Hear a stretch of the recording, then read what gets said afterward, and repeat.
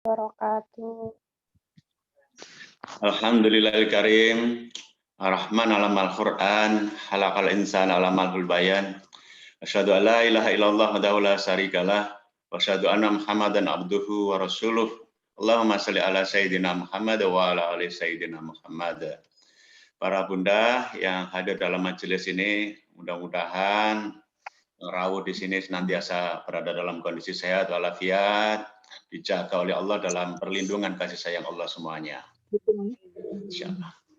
Alhamdulillah hari ini saya diizinkan untuk bertemu dengan calon-calon bidadari surga ya di Majelis Baitul Haq ini ya, insyaallah, rumah kebenaran.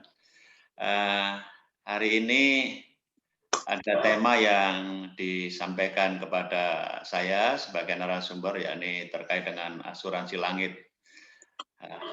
Sebelum kita bicara tentang asuransi langit, yang pertama mari kita bersyukur kepada Allah di tengah pandemi ini. Alhamdulillah kita masih diparingi sehat oleh Allah ya. Dan guru-guru kita, saudara-saudara kita, teman-teman kita yang sampun kapundhut diparingi wafat oleh Allah SWT, mudah-mudahan mendapatkan predikat husnul khatimah semuanya, insyaallah. Kita yang sehat ini akan melanjutkan perjuangan dakwah ini sampai ujung usia kita nanti, insyaallah. Salawat dan salam mudah-mudahan tetap tercurahkan kepada baginda Rasulullah yang hari ini ilmunya kita asup sebentar. Baik Bunda, ada waktu yang cukup longgar, insya Allah nanti kita banyak-banyak berdialektika, bagaimana menyiapkan asuransi langit ini justru di tengah badai pandemi dan resesi ini yang semua orang ini sedang mengalami kegelisahan-kegelisahan, insya Allah. Baik, supaya nanti bisa tersimak dengan sebaik-baiknya, saya mohon diizinkan untuk share materi.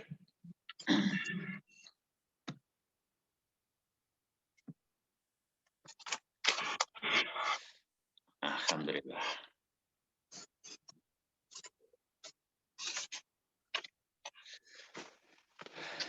Saya mulai dari hal yang awal lebih dulu, kebiasaan saya untuk menguatkan posisi kita semuanya sebagai ayah, sebagai bunda, atau mungkin sebagai calon mbah, atau bahkan yang ada yang sudah jadi mbah ya. Ayah bunda itu gelar mempesona, profesi istimewa, dan hanya pantas dijalani oleh pria dan wanita istimewa. Itu sebabnya kalau kita sudah jadi ayah, sudah jadi bunda, Masya Allah, sepantasnya lah kita ini bersyukur kepada Allah, karena tidak setiap laki-laki diberi kesempatan oleh Allah untuk jadi suami, dan tidak setiap pria diberi kesempatan oleh Allah untuk jadi ayah. Itu sebabnya ketika host tadi membacakan kurikulum PT saya sedikit senyum-senyum kecil karena ada banyak yang diceritakan terkait dengan profesi saya. Sesungguhnya profesi yang begitu saya geluti dengan sungguh-sungguh, bermohon minta tolong kepada Allah, sangat serius untuk membuka ilmunya dan sebagainya adalah bukan menjadi penulis buku atau menjadi pembicara atau yang lain-lain, tetapi menjadi seorang ayah. Menjadi seorang ayah itu adalah profesi yang sangat membanggakan, ya. Mudah-mudahan para suami kita nanti juga diparingi oleh Allah kesempatan untuk senantiasa belajar agar suami-suami kita juga tangguh menjadi ayah. Tidak setiap remaja putri diparingi oleh Allah kesempatan untuk menjadi istri. Juga tidak setiap wanita diberi kesempatan oleh Allah untuk menjadi ibunda. Itu sebabnya kalau kita sudah menjadi ibunda, Masya Allah, penuh rasa syukur harusnya kita ya, penuh rasa syukur. Rasa syukur yang terus-menerus itu akan menyebabkan insya Allah kita ini terjaga, tidak akan tersungkur di jalan yang kufur, insya Allah ya. Baik, asuransi langit, mari kita obrolkan untuk masa depan keluarga dunia akhirat. Bukan hanya masa depan kita pribadi, tapi juga masa depan keluarga, dunia dan akhirat, insya Allah ya. Dunia itu seperti apa, akhirat nanti seperti apa kita bicarakan pada kesempatan kali ini. Banyak orang yang sibuk mengikuti asuransi duniawi, tidak ada yang masalah, ya, tidak ada yang masalah kalau menyiapkan bekal-bekal duniawi ini untuk masa depannya anak-anak kita, masa depan keluarga itu adalah yang salah ya. Tapi jangan lupa lengkapi dengan asuransi langit. Bahkan saya menyebut asuransi langit ini adalah yang lebih utama daripada asuransi dunia. Ya. Sebelum kita bicara panjang lebar terkait dengan konsep asuransi langit, mari kita lihat gambar yang ini, Bun, para bunda, insya Allah. Nah, Apa nih Bun komentarnya lihat gambar yang seperti ini? Boleh dong tulis di kolom chat supaya nanti saya bisa membahasnya. Ada seorang ayam, ya seekor ayam, Mbak, seekor ayam yang punya anak berapa nih? 1, 2, 3, 4, 5, 6. Lebih dari 6 ya, lebih dari 6. Komentarnya seperti apa Bun? Ada satu ibu yang mengurusi begitu banyak anak. Ya, dan semuanya jadi ayam semuanya kalau gede ini ya. Insyaallah. Semuanya jadi ayam semuanya kalau gede ini ya. Sebentar saya membuka kolom chatnya seperti apa kita ini melihat gambar ini ya, melihat gambar ini. Saya ingin tahu ya.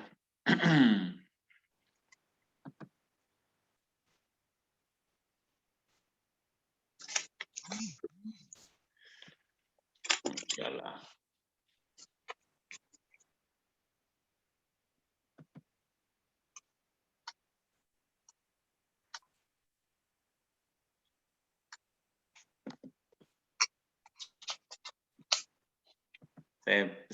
Saya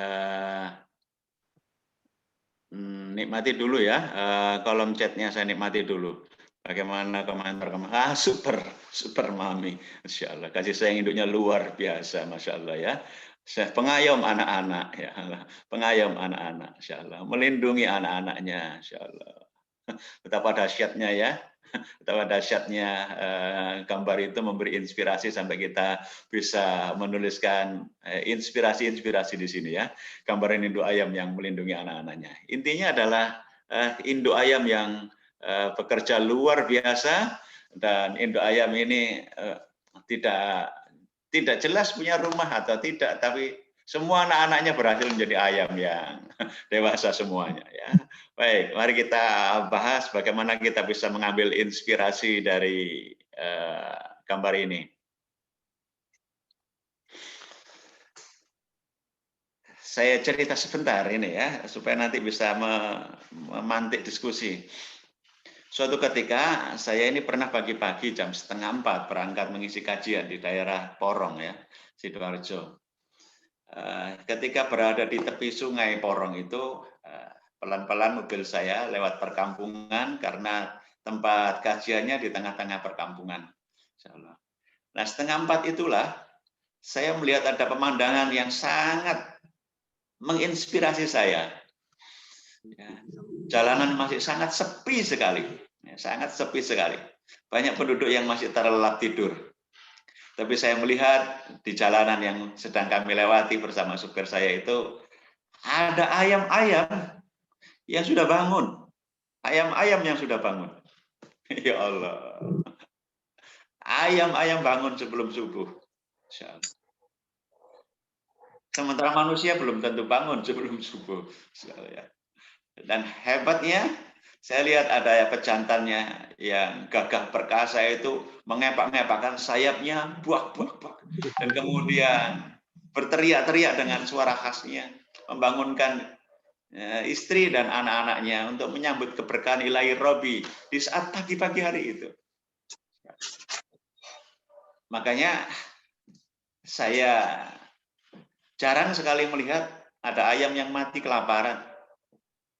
Jarang sekali saya melihat ada ayam matinya kelaparan, tidak ada. Ya, saya belum pernah menjumpai langsung. Yang ada di dalam peribahasa ya, yang ada di dalam peribahasa ya. Ayam mati di lumbung padi itu peribahasa, tapi faktanya saya tidak menjumpai ayam yang mati dalam kondisi kelaparan. Dia menyambut keberkahan ilahi Rabbi saat subuh pagi-pagi itu. Itu sebabnya kalau ada ayah yang tidak mau bangun pagi, ada ayah yang tidak membangunkan istri dan anak-anaknya, ada ibu yang tidak open pada anak-anaknya terhadap sambutan keberkahan ilahi Rabbi di pagi hari itu, sesungguhnya mohon maaf, kecakapan kita sebagai orang tua kalah dengan ayam. Kecakapan kita sebagai orang tua kalah dengan ayam. Nah, itu sebabnya hari ini kita perlu bicara juga, jangan sampai kita kalah dengan ayam yang begitu amat sungguh-sungguh menapaki hidupnya, mengharap keberkahan ilahi Rabbi di pagi subuh-subuh itu, sehingga anak-anaknya pun tidak ada anak-anak ayam yang mohon maaf ya, bermaksiat kayak manusia, terkena narkoba, kecanduan game online, atau kemaksiatan-kemaksiatan yang lain ya. Insyaallah. Anaknya ayam baik-baik saja semuanya. Insyaallah. Naudzubillah. Insyaallah. Ya, mudah-mudahan kita tidak begitu.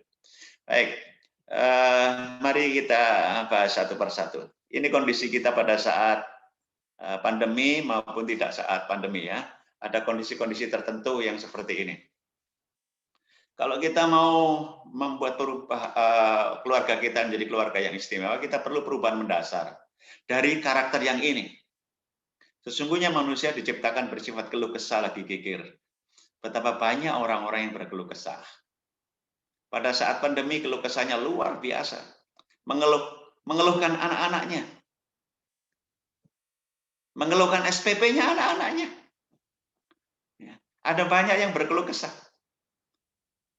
Mengatasi online kok membayar SPP, ya Allah. Banyak yang berkeluh kesah seperti itu. Ya. Ada juga yang sangat kikir. Itulah karakter dasar kita sebagai manusia pada umumnya. Malas membiayai anak-anaknya. Tidak mau mengeluarkan hartanya untuk membiayai anak-anaknya. Astagfirullahaladzim. Banyak yang berpikir yang seperti itu. Ya, berpikiran yang seperti itu. Sesungguhnya manusia diciptakan bersifat keluh kesah lagi kikir. Apabila ia ditimpa kesusahan macam pandemi ini, keluh kesahnya sangat banyak. Dan dia apabila mendapatkan kebaikan, dia sangat kikir. Eman sekali untuk membiayai keluarganya, agar keluarganya ini mendapatkan asuransi langit dunia akhirat. Eman sekali. Ya. Naudzubillah min dzalik ya. Itu sebabnya kalau kita ingin melakukan perubahan-perubahan besar, termasuk untuk mendapatkan asuransi langit dari Allah ini, maka kita perlu menaikkan derajat kita dari yang keluh kesah dan kikir ini menjadi banyak bersyukur dan banyak bersedekah. Banyak bersyukur dan banyak bersedekah. Ya. Mari kita lihat bagaimana Rasulullah memberi contoh kepada kita semuanya. Dari Aisyah diriwayatkan ada satu contoh yang sangat amat jelas yang diberikan kepada kita semuanya, bahwa manakala Rasulullah itu menjumpai hal-hal yang beliau sukai, beliau mengucapkan alhamdulillahilladzi bi ni'matihi tatimmus shalihat. Sedangkan jika beliau menyaksikan hal-hal yang tidak menyenangkan beliau, ya termasuk hari-hari ini kita menjumpai banyak hal yang tidak menyenangkan hati kita di era pandemi, disusul dengan badai resesi ini. Maka beliau kalau menjumpai hal-hal yang tidak menyenangkan, beliau tetap mengatakan, alhamdulillah. Hanya beda belakangnya ala kulli hal. Dalam kondisi baik, mengucapkan alhamdulillah. Dalam kondisi yang kurang baik, mengucapkan alhamdulillah. Inilah hamba yang abdan syakuro. Hamba yang pandai bersyukur. Hamba yang pandai bersyukur. Tidak berkeluh kesah. Pandai bersyukur. Ini namanya abdan syakuro. Pandai bersyukur. Hamba-hambanya yang pandai bersyukur akan mendapatkan tambahan-tambahan kenikmatan sebagaimana janji Allah yang sudah sangat populer itu, barang siapa yang bersyukur akan ditambah kenikmatannya.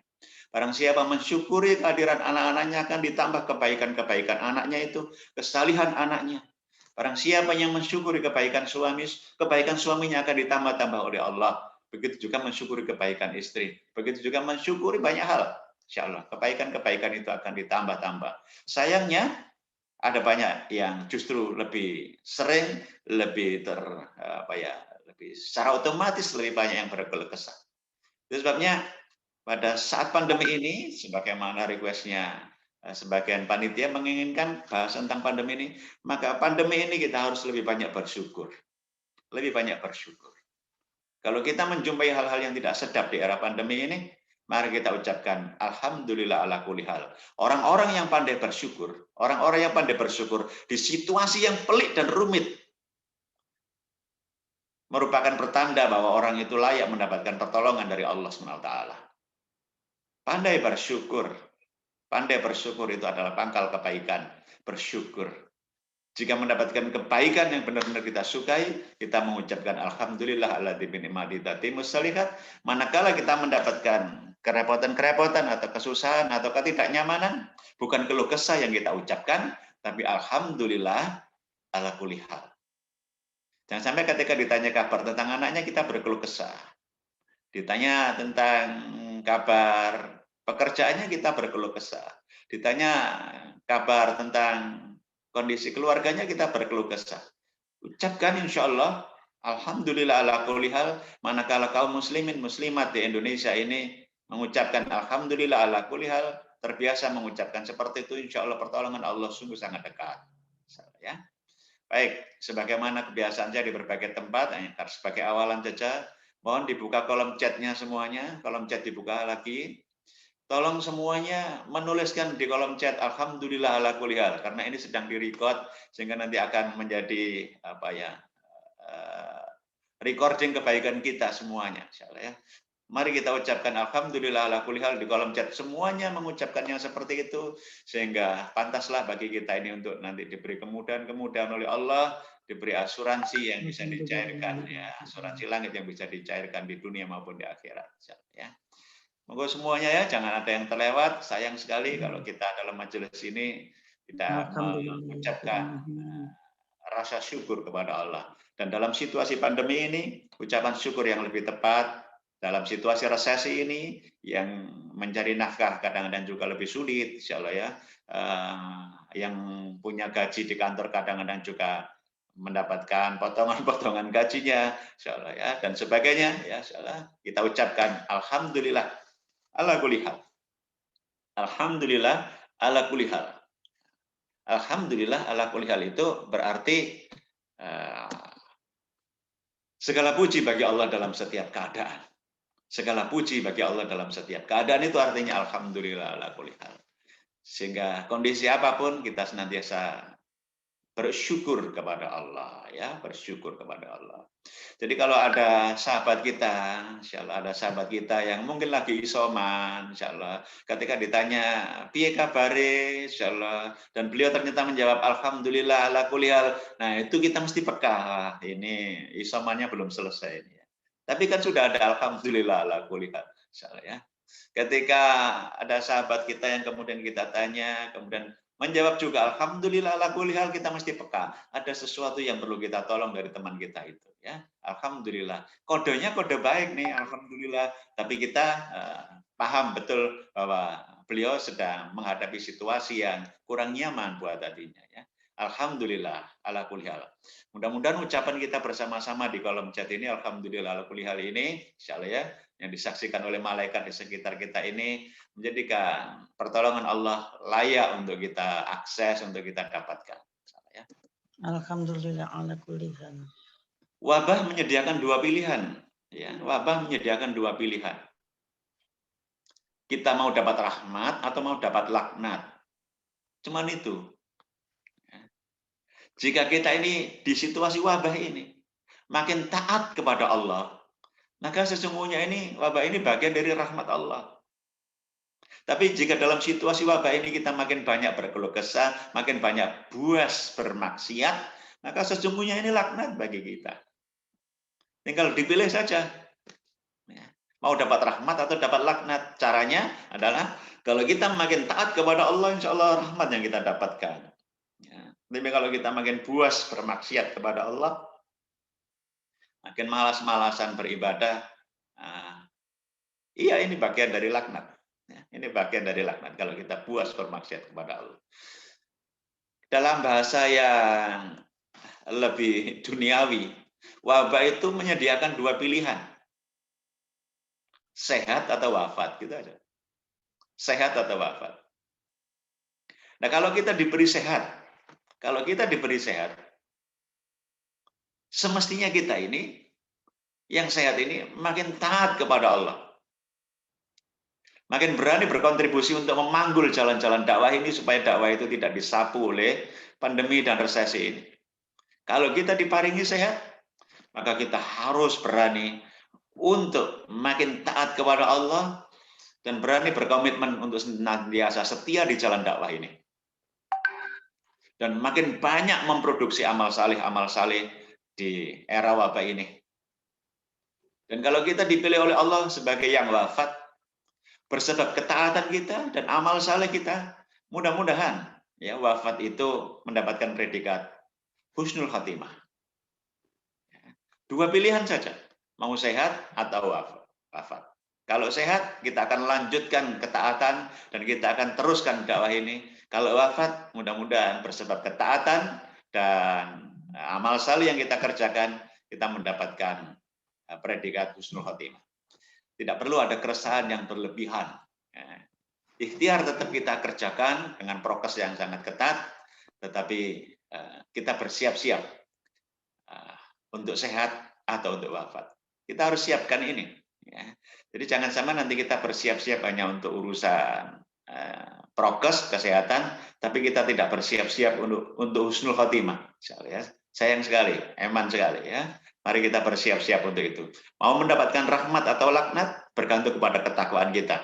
Mau mendapatkan sehat atau wafat, insya Allah ya, juga bergantung kepada bagaimana kita ini pada saat sehat ini taat dan memproduksi amal saleh, sehingga kalau wafat kita diberi predikat husnul khotimah, insya Allah.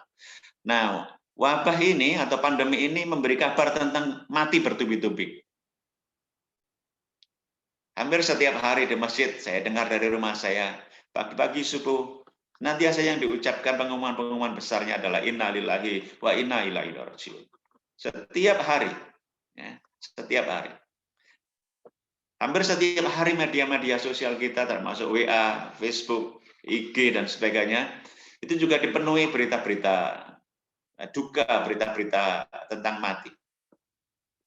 Nah, jika pandemi itu memberi kabar tentang mati bertubi-tubi, ada guru kita, ada ustadz kita, ada sahabat kita, ya Allah.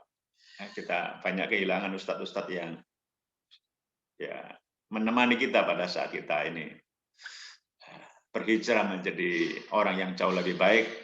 Tapi guru kita, ustadz kita banyak juga yang dipilih oleh Allah untuk wafat. Ya. Kita sempatkan untuk mendoakan ustadz-ustadz kita, guru-guru kita, mudah-mudahan guru-guru kita yang wafat, ya ustadz-ustadz kita, ulama-ulama kita, diampuni oleh Allah mendapatkan predikat husnul khatimah semuanya, ya, insyaallah.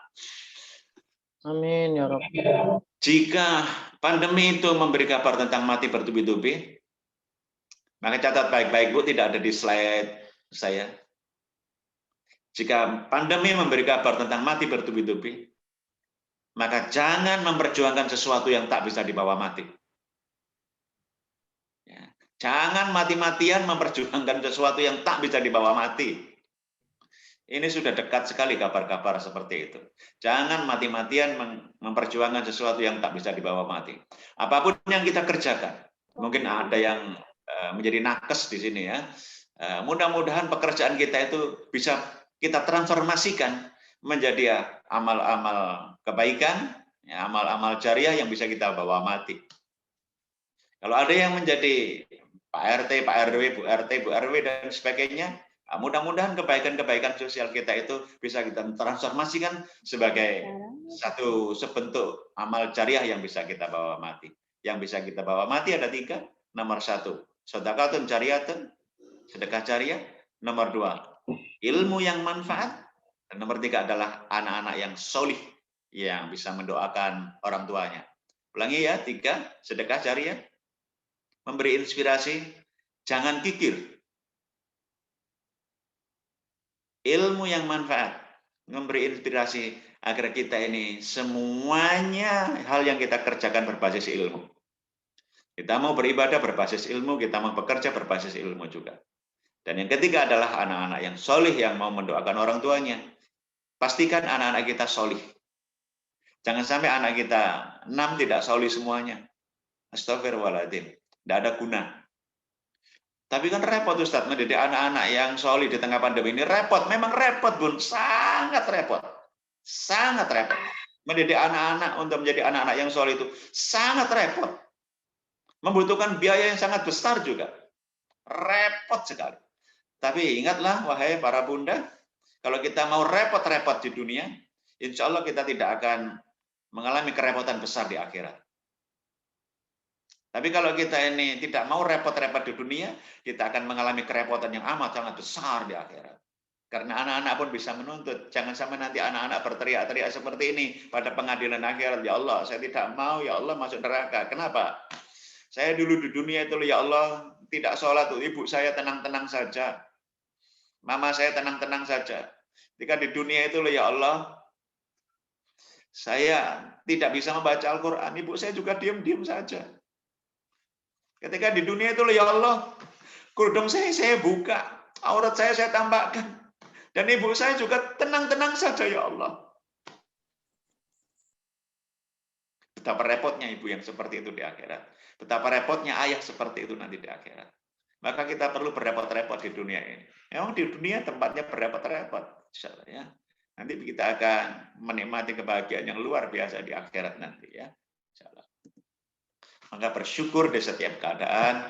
Alhamdulillah ala kulli hal. Alhamdulillah ala kulli hal menjadi inspirasi besar supaya nanti kita ini senantiasa bisa tenang hati kita, karena orang-orang yang mampu bersyukur itu akan dilipat gandakan kebaikan-kebaikannya, ditambahi kenikmatan-kenikmatan yang dirasakannya. Mari kita mulai sekarang bagaimana mengawali menyiapkan asuransi langit ya, asuransi terbaik dunia akhirat untuk keluarga. Insyaallah ya. Masih terkait dengan rasa bersyukur. Ini sangat umum, ayat yang sangat umum, di berbagai tempat juga saya bahas berulang-ulang. Hari ini juga saya ulangi, mudah-mudahan berulang-ulangnya itu menyebabkan kita makin paham ya. Bukan berulang-ulangnya itu menyebabkan kita makin enggan ya. Kita makin paham ya, memang sengaja diulang-ulang. Untuk menjadikan keluarga kita itu menjadi keluarga yang bersama-sama nanti mendapatkan keberkahan dari Allah, maka kita mulai dengan hikmah dan syukur. Hikmah dan syukur. Hikmah dan syukur. Kita bahas bersyukurnya lebih dulu. Bersyukurlah sebagai ayah, bersyukurlah sebagai ibu, agar kita ini pantas disyukuri oleh anak-anak kita. Bersyukurlah punya anak-anak. Bersyukurlah punya suami, bersyukurlah punya istri, agar kehadiran kita ini juga pantas disyukuri.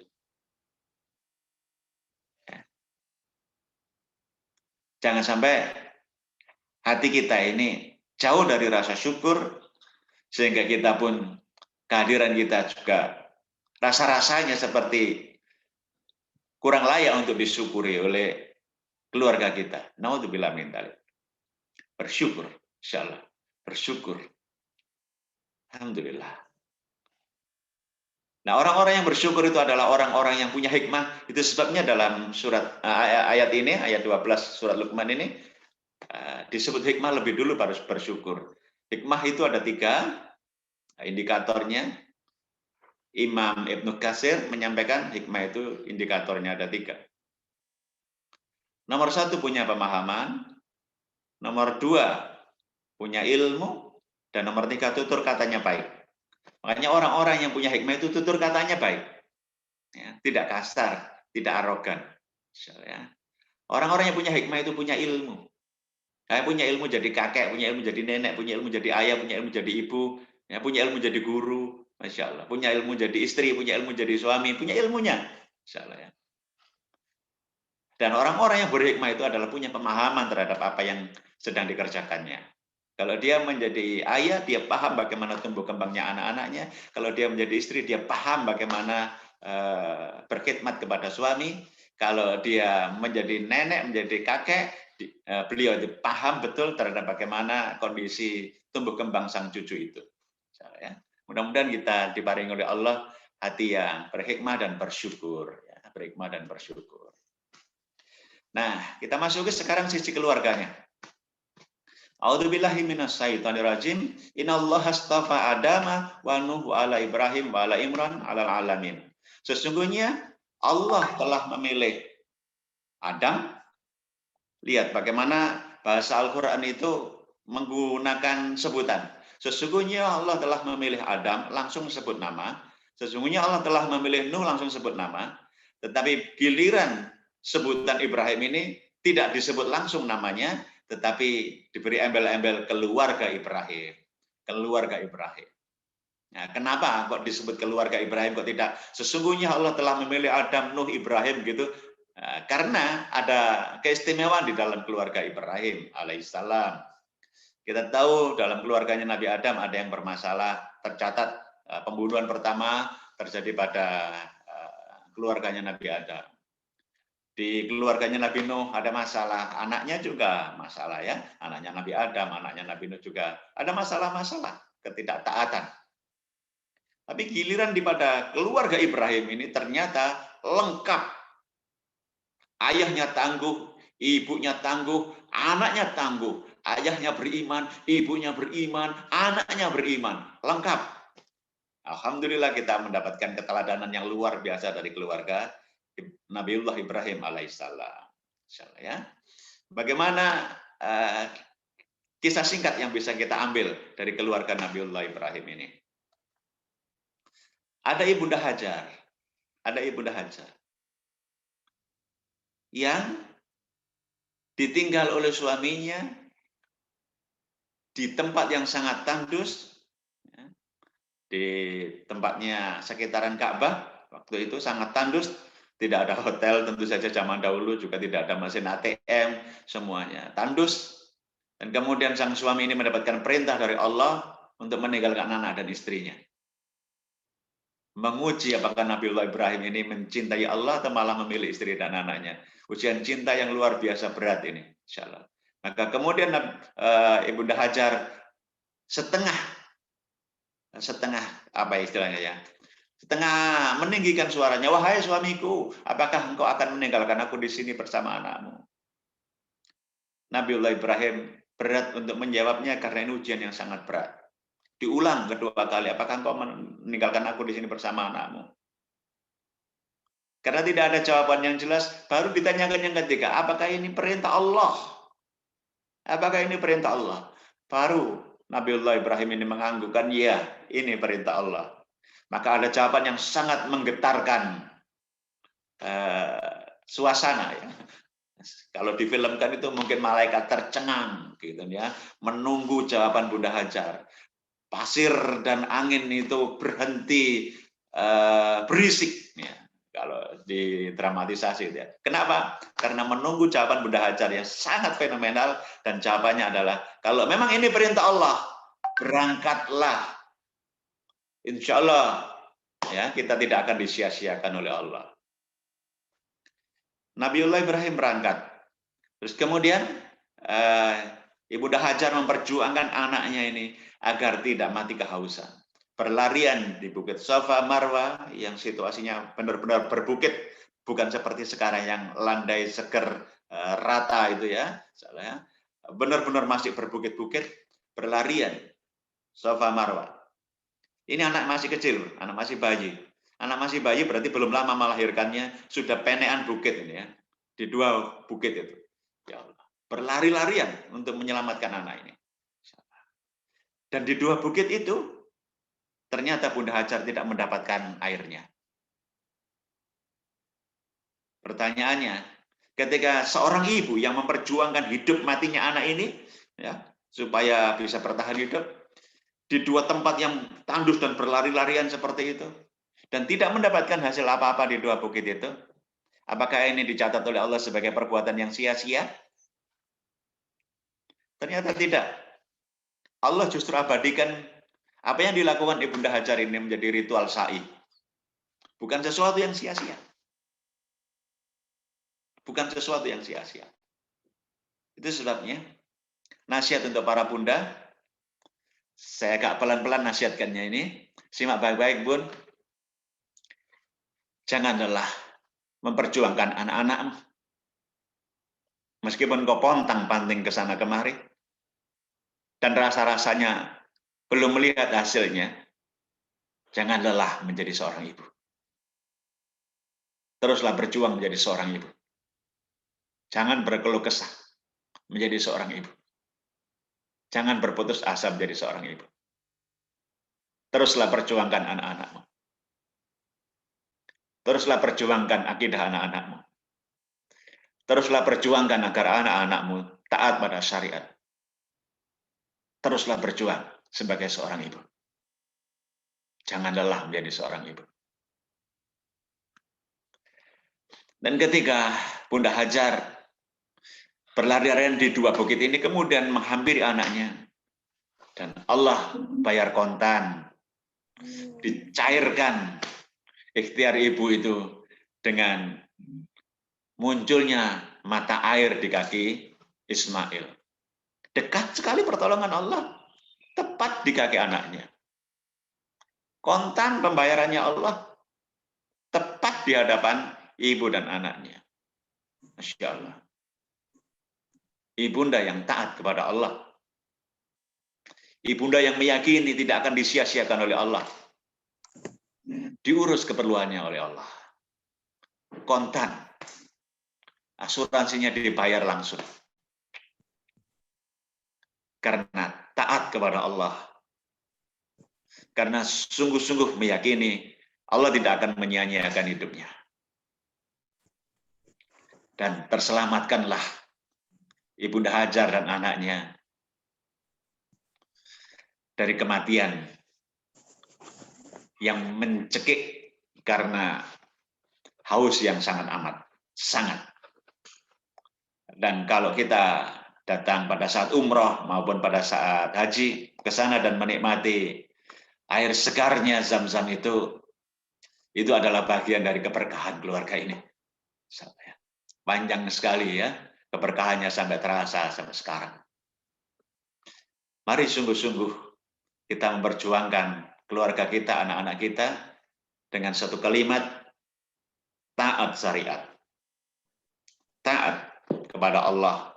Insya Allah anak-anak akan mendapatkan perlindungan dari Allah, kita pun akan mendapatkan pertolongan dari Allah. Syaratnya taat ya kepada Allah. Jadi keluarga yang salih itu adalah asuransi terbaik bagi anak. Garis bawah ya, salih. Salih. Kalau nggak salih nggak ada asuransi terbaik. Keluarga salih itu asuransi terbaik. Ayah yang solih, ibu yang solihah, itu adalah asuransi terbaik buat anak-anaknya.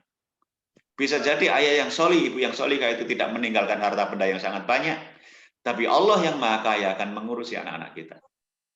Mari kita lihat nanti bukti-buktinya. Dikisahkan di dalam surat Al-Kahfi yang biasa kita baca pada saat hari Jumat itu ya. Jadi ada seorang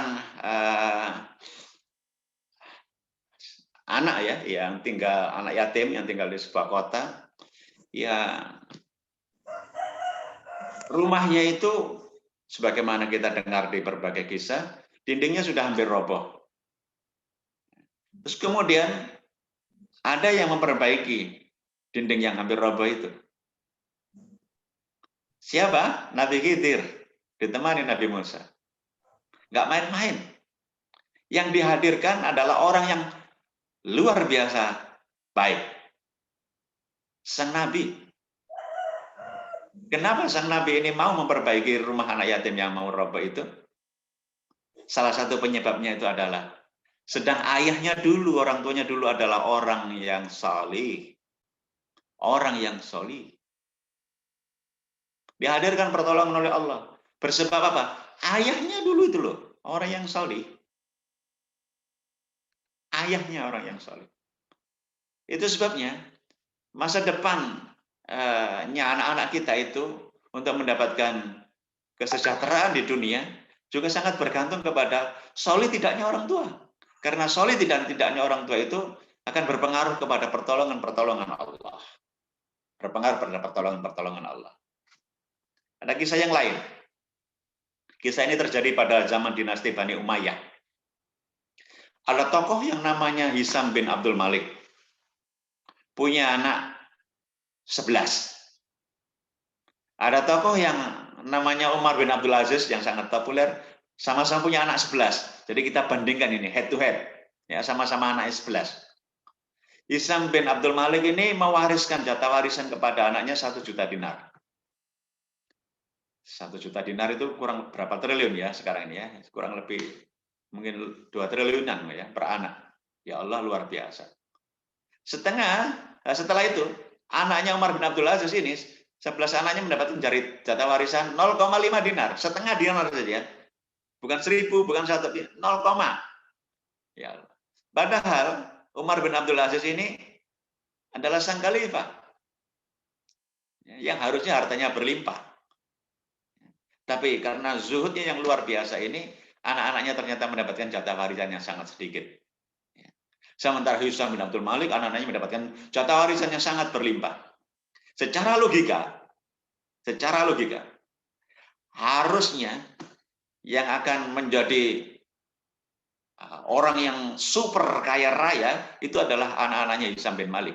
Sementara anak-anaknya Umar bin Abdul Aziz itu secara logika ya, mestinya akan menjadi anak-anak yang fakir, ya, anak-anak yang miskin. Tapi kenyataannya tidak begitu. Ya. Apa yang menyebabkannya? Karena keberkahan harta itu. Karena keberkahan harta itu. Ya. Jadi kisah lebih detailnya begini. Ketika Umar bin Abdul Aziz itulah dekat dengan kematian, sudah dirasakan tanda-tanda kematian, ada pejabat istana yang mengingatkan, komentarnya ya kira-kira kalau dalam bahasa sekarang itu, wahai Amirul Mukminin, engkau telah mengosongkan mulut-mulut anakmu dari harta ini. Maksudnya gak kebagian harta. Padahal rakyatnya itu sudah makmur. Umar bin Abdul Aziz itu memerintah dalam waktu 2 tahun. Ya, ada yang mencatat 2 tahun, ada 2,5 tahun. Ingat ya Bu, 2 tahun saja itu ternyata rakyatnya makmur-makmur. Nggak ada yang mau menerima zakat. Saking makmurnya. Sampai menteri perbendaharaan negara ini kebingungan menyalurkan harta zakat-zakat ini. 2 tahun saja ya. Bukan 2 periode ya. 2 tahun, bukan 2 periode. Sudah makmur begitu. Kenapa? Karena kepemimpinan yang diberkahi oleh Allah. Maka Umar bin Abdul Aziz berkata seperti ini. Aku telah mendengar ucapanmu, wahai Mas Lama, ya, pejabat negara ini ya. Adapun perkataanmu bahwa aku telah mengosongkan mulut-mulut anakku dari harta ini, demi Allah, aku tidak pernah menzalimi hak mereka dan aku tidak mungkin memberikan mereka sesuatu yang merupakan hak orang lain. Dia dijaga betul ya. Anaknya tidak akan dizalimi haknya, tetapi anaknya juga tidak akan diberi haknya orang lain. Tidak akan diambil dari korupsi bansos dan sebagainya, tidak ada. Ya. Maka nanti ada jawaban ini ya, ada jawaban yang satu ini.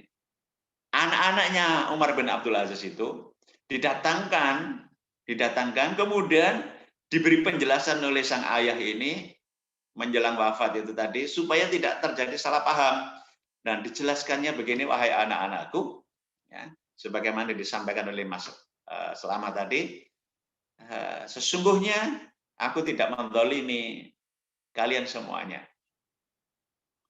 Dan nanti kalau aku meninggal dunia, maka kemudian Umar bin Abdul Aziz ini menyitir ayat ini.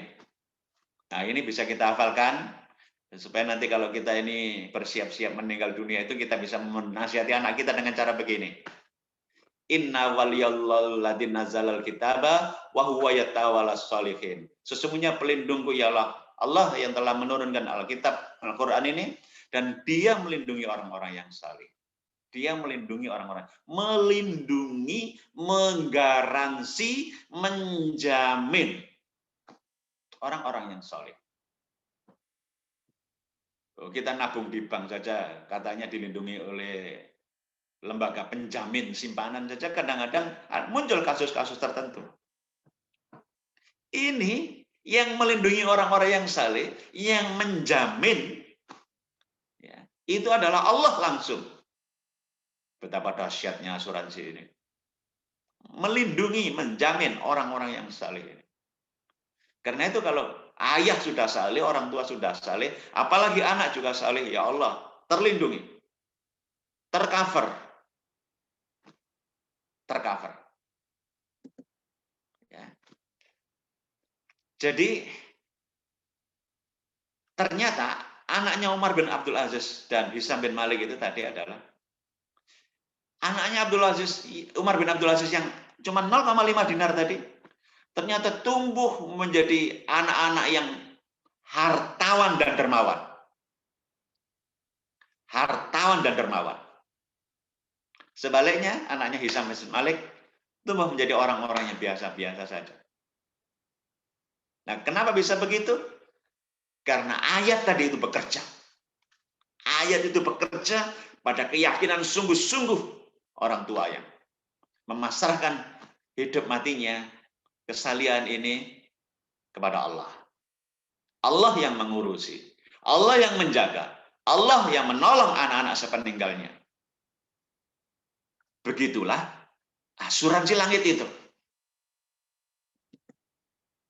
Jadi kesalehan orang tua dan anak menjadi penyebab mereka dijaga, diurusi, ditolong oleh Allah. Syaratnya salih. Syaratnya salih. Maka asuransi langit itu akan bekerja. Asuransi langit itu akan bekerja. Nah, di tengah kepanikan pandemi dan resesi ini, semestinya yang kita lakukan adalah benar-benar memastikan bahwa orang tua itu salih, ayahnya salih, ibundanya salih, anak-anaknya salih, salihah. Harus dipastikan itu. Dan jika kita wafat, anak-anak kita akan diurusi, dijaga, ditolong oleh Allah. Langsung yang nolong Allah, ya. Bukan bansos yang nolong. Allah langsung. Akan terjadi penjagaan yang luar biasa dari Allah.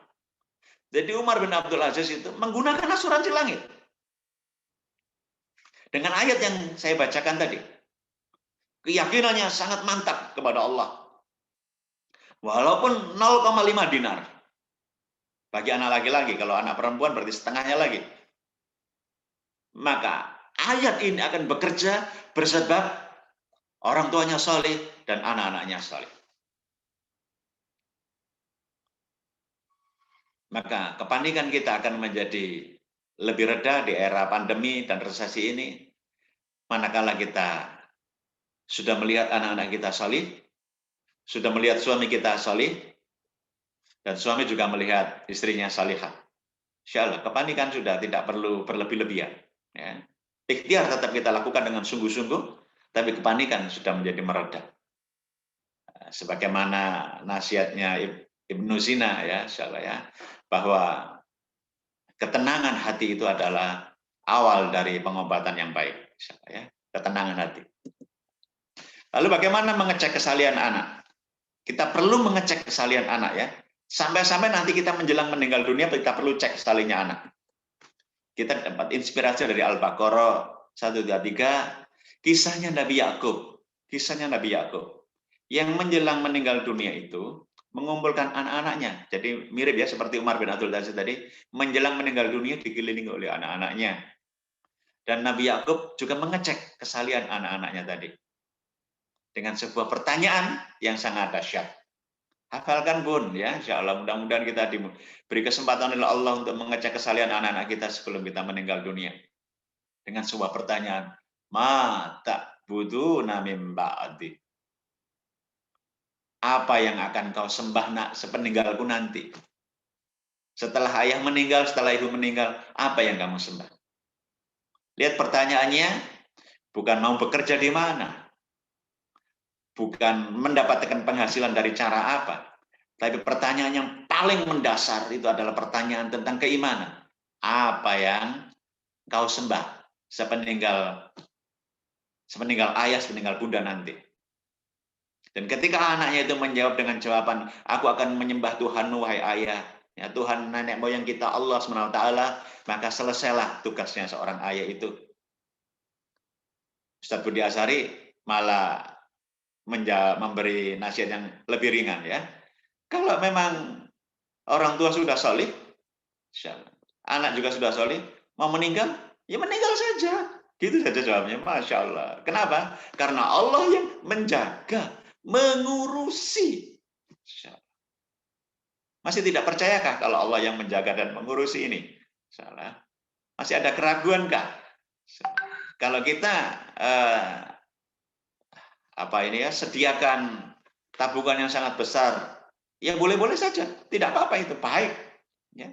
Tapi jangan lupa, keyakinan ini harus bekerja. Ya. Allah yang akan menjaga, mengurusi. Sebab kalau kita sandarkan saja kepada warisan-warisan kita yang ada di dunia itu, belum tentu akan menjadi berkah. Belum tentu akan menjadi berkah, berkembang, bertumbuh, bermanfaat, belum tentu. Naudzubillah min dzalik, ya, insyaallah. Lagi pula dalam setiap doa yang kita baca itu, assalamu alaina wa ala ibadillahis sholihin. Jika kalian mengucapkan seperti itu, maka doa tadi akan tertuju pada setiap hamba Allah yang solih di langit dan di bumi. Kita didoakan banyak orang. Kita didoakan banyak orang. Jadi orang-orang yang solih itu didoakan banyak orang. Maka hidupnya menjadi berkah. Hidupnya menjadi berkah. Ya. Ibnu Hajar menyampaikan dalam kitab Fathul Bari, salih itu berarti orang yang menjalankan kewajiban agama terhadap Allah dan kewajiban terhadap sesama hamba Allah. Jadi ada haknya Allah, ada haknya hamba Allah. Terakhir ingin saya sampaikan kepada penjenengan, tidaklah orang tua, sabdanya Rasulullah, memberi kepada anaknya pemberian yang lebih utama selain pendidikan yang baik. Selain pendidikan yang baik. Jadi tidak ada pemberian yang lebih utama itu selain dari pendidikan yang baik. Pemberian rumah, pemberian mobil, pemberian laptop, pemberian apa saja peralatan itu masih kalah dengan pendidikan yang baik. Nah, pertanyaannya pendidikan yang baik itu ukurannya kayak apa? Pendidikan yang baik adalah pendidikan yang membuat anak-anak kita itu runduk bertaat kepada Allah, maka itu pendidikan yang baik. Pendidikan kalau kita sekolahkan anak kita mulai dari SD sampai SMA, sampai perguruan tinggi, tapi anak-anak kita tidak mau runduk bertaat kepada Allah, sungguh itu bukan pendidikan yang baik. Meskipun berlabel internasional sekalipun, bukan pendidikan yang baik kalau anak-anak hasilnya tidak runduk bertaat kepada Allah. Ini yang kemudian saya seru di berbagai tempat. Keluarkan harta benda kita yang terbaik untuk memberi pendidikan yang baik untuk anak-anak kita. Jangan eman dengan harta benda ini. Tujuannya apa? Supaya anak-anak menjadi anak-anak yang solih, anak-anak yang runduk taat. Sehingga nanti anak-anak itu juga akan dijaga, dilindungi oleh Allah, mendapatkan asuransi langit. Cucu-cucu kita nanti akan mendapatkan asuransi langit dari Allah. Pendidikan yang baik. Maka betapa pentingnya memberi pendidikan yang terbaik buat anak-anak. Pendidikan yang membuat anak-anak kenal kepada Allah. Pendidikan yang membuat anak-anak kenal pada syariat. Betapa mulianya orang tua yang menggunakan hartanya untuk itu. Jadi jangan berkeluh kesah dan jangan kikir. Sebagaimana nasihat awal yang saya bacakan di awal tadi ya. Sesungguhnya manusia itu bersifat keluh kesah dan kikir. Nah, keluh kesahnya diatasi dengan banyak-banyak bersyukur. Nah, kikirnya ini terlebih lagi ya, kikir kepada anak ini adalah tidak mau membiayai pendidikan yang baik. Naudzubillah min dzalik. Mudah-mudahan para bunda yang hadir di sini semuanya rezekinya dilimpah ruahkan oleh Allah semuanya, sehingga bisa membiayai pendidikan yang terbaik untuk anak-anaknya sampai tingkat berapapun, sehingga nanti anak-anak menjadi hamba-hambanya Allah yang sholih, insyaallah ya, insyaallah. Sehingga nanti akan terhubung anak-anak kita itu dengan kita semuanya di surganya Allah ya.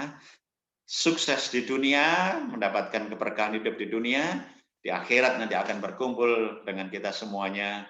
Setidak-tidaknya kita akan juga berjumpa di Raudhatul Jannah, di taman-taman surganya Allah. Insyaallah ya.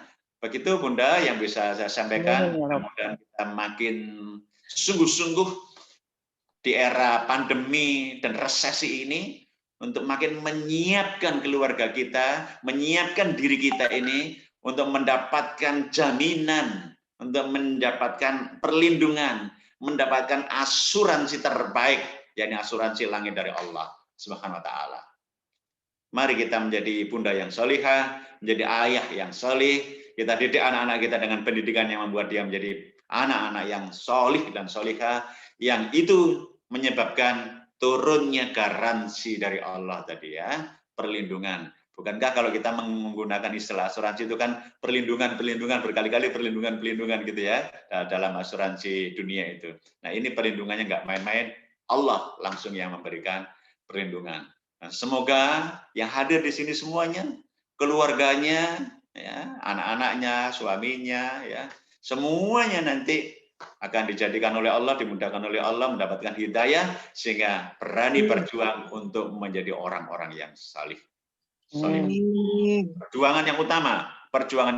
Pandemi memberi kabar tentang mati bertubi-tubi. Itu sebabnya jangan mati-matian mengejar sesuatu yang tak bisa dibawa mati. Kalau kita diparingi oleh Allah sehat, maka kita akan makin taat kepada Allah. Makin giat memanggul amanah-amanah dakwah ini. Jadi kalau kita ini diparingi oleh Allah wafat, bersebab ketaatan itu mudah-mudahan kita mendapatkan predikat husnul khotimah. Ya. Amin. Kita terus ikhtiar bersama para ahli, bersama para ulama untuk mengatasi pandemi ini dengan taat prokes, dengan berbagai yang sudah diputuskan oleh para ahlinya. Tetapi jangan lupa, yang tidak kalah penting itu adalah menyiapkan anak-anak kita, keluarga kita ini untuk mendapatkan garansi perlindungan dari Allah SWT. Makatan yang bisa saya sampaikan, saya kembalikan kepada host, boleh nanti kita ngobrol-ngobrol, masih ada cukup waktu, saling memberi nasihat, saling berwasiat, sehingga nanti kita makin banyak ilmu, makin bermutu hidup kita nanti ya. Makatan ihdinas siratal mustaqim. Assalamualaikum warahmatullahi wabarakatuh. Waalaikumsalam warahmatullahi wabarakatuh. Mungkin kita buka tanya jawab ya Ustadz ya. Monggo ibu-ibu barangkali ada yang mau bertanya, silakan. Atau mau chatting juga boleh. Silakan ibu-ibu.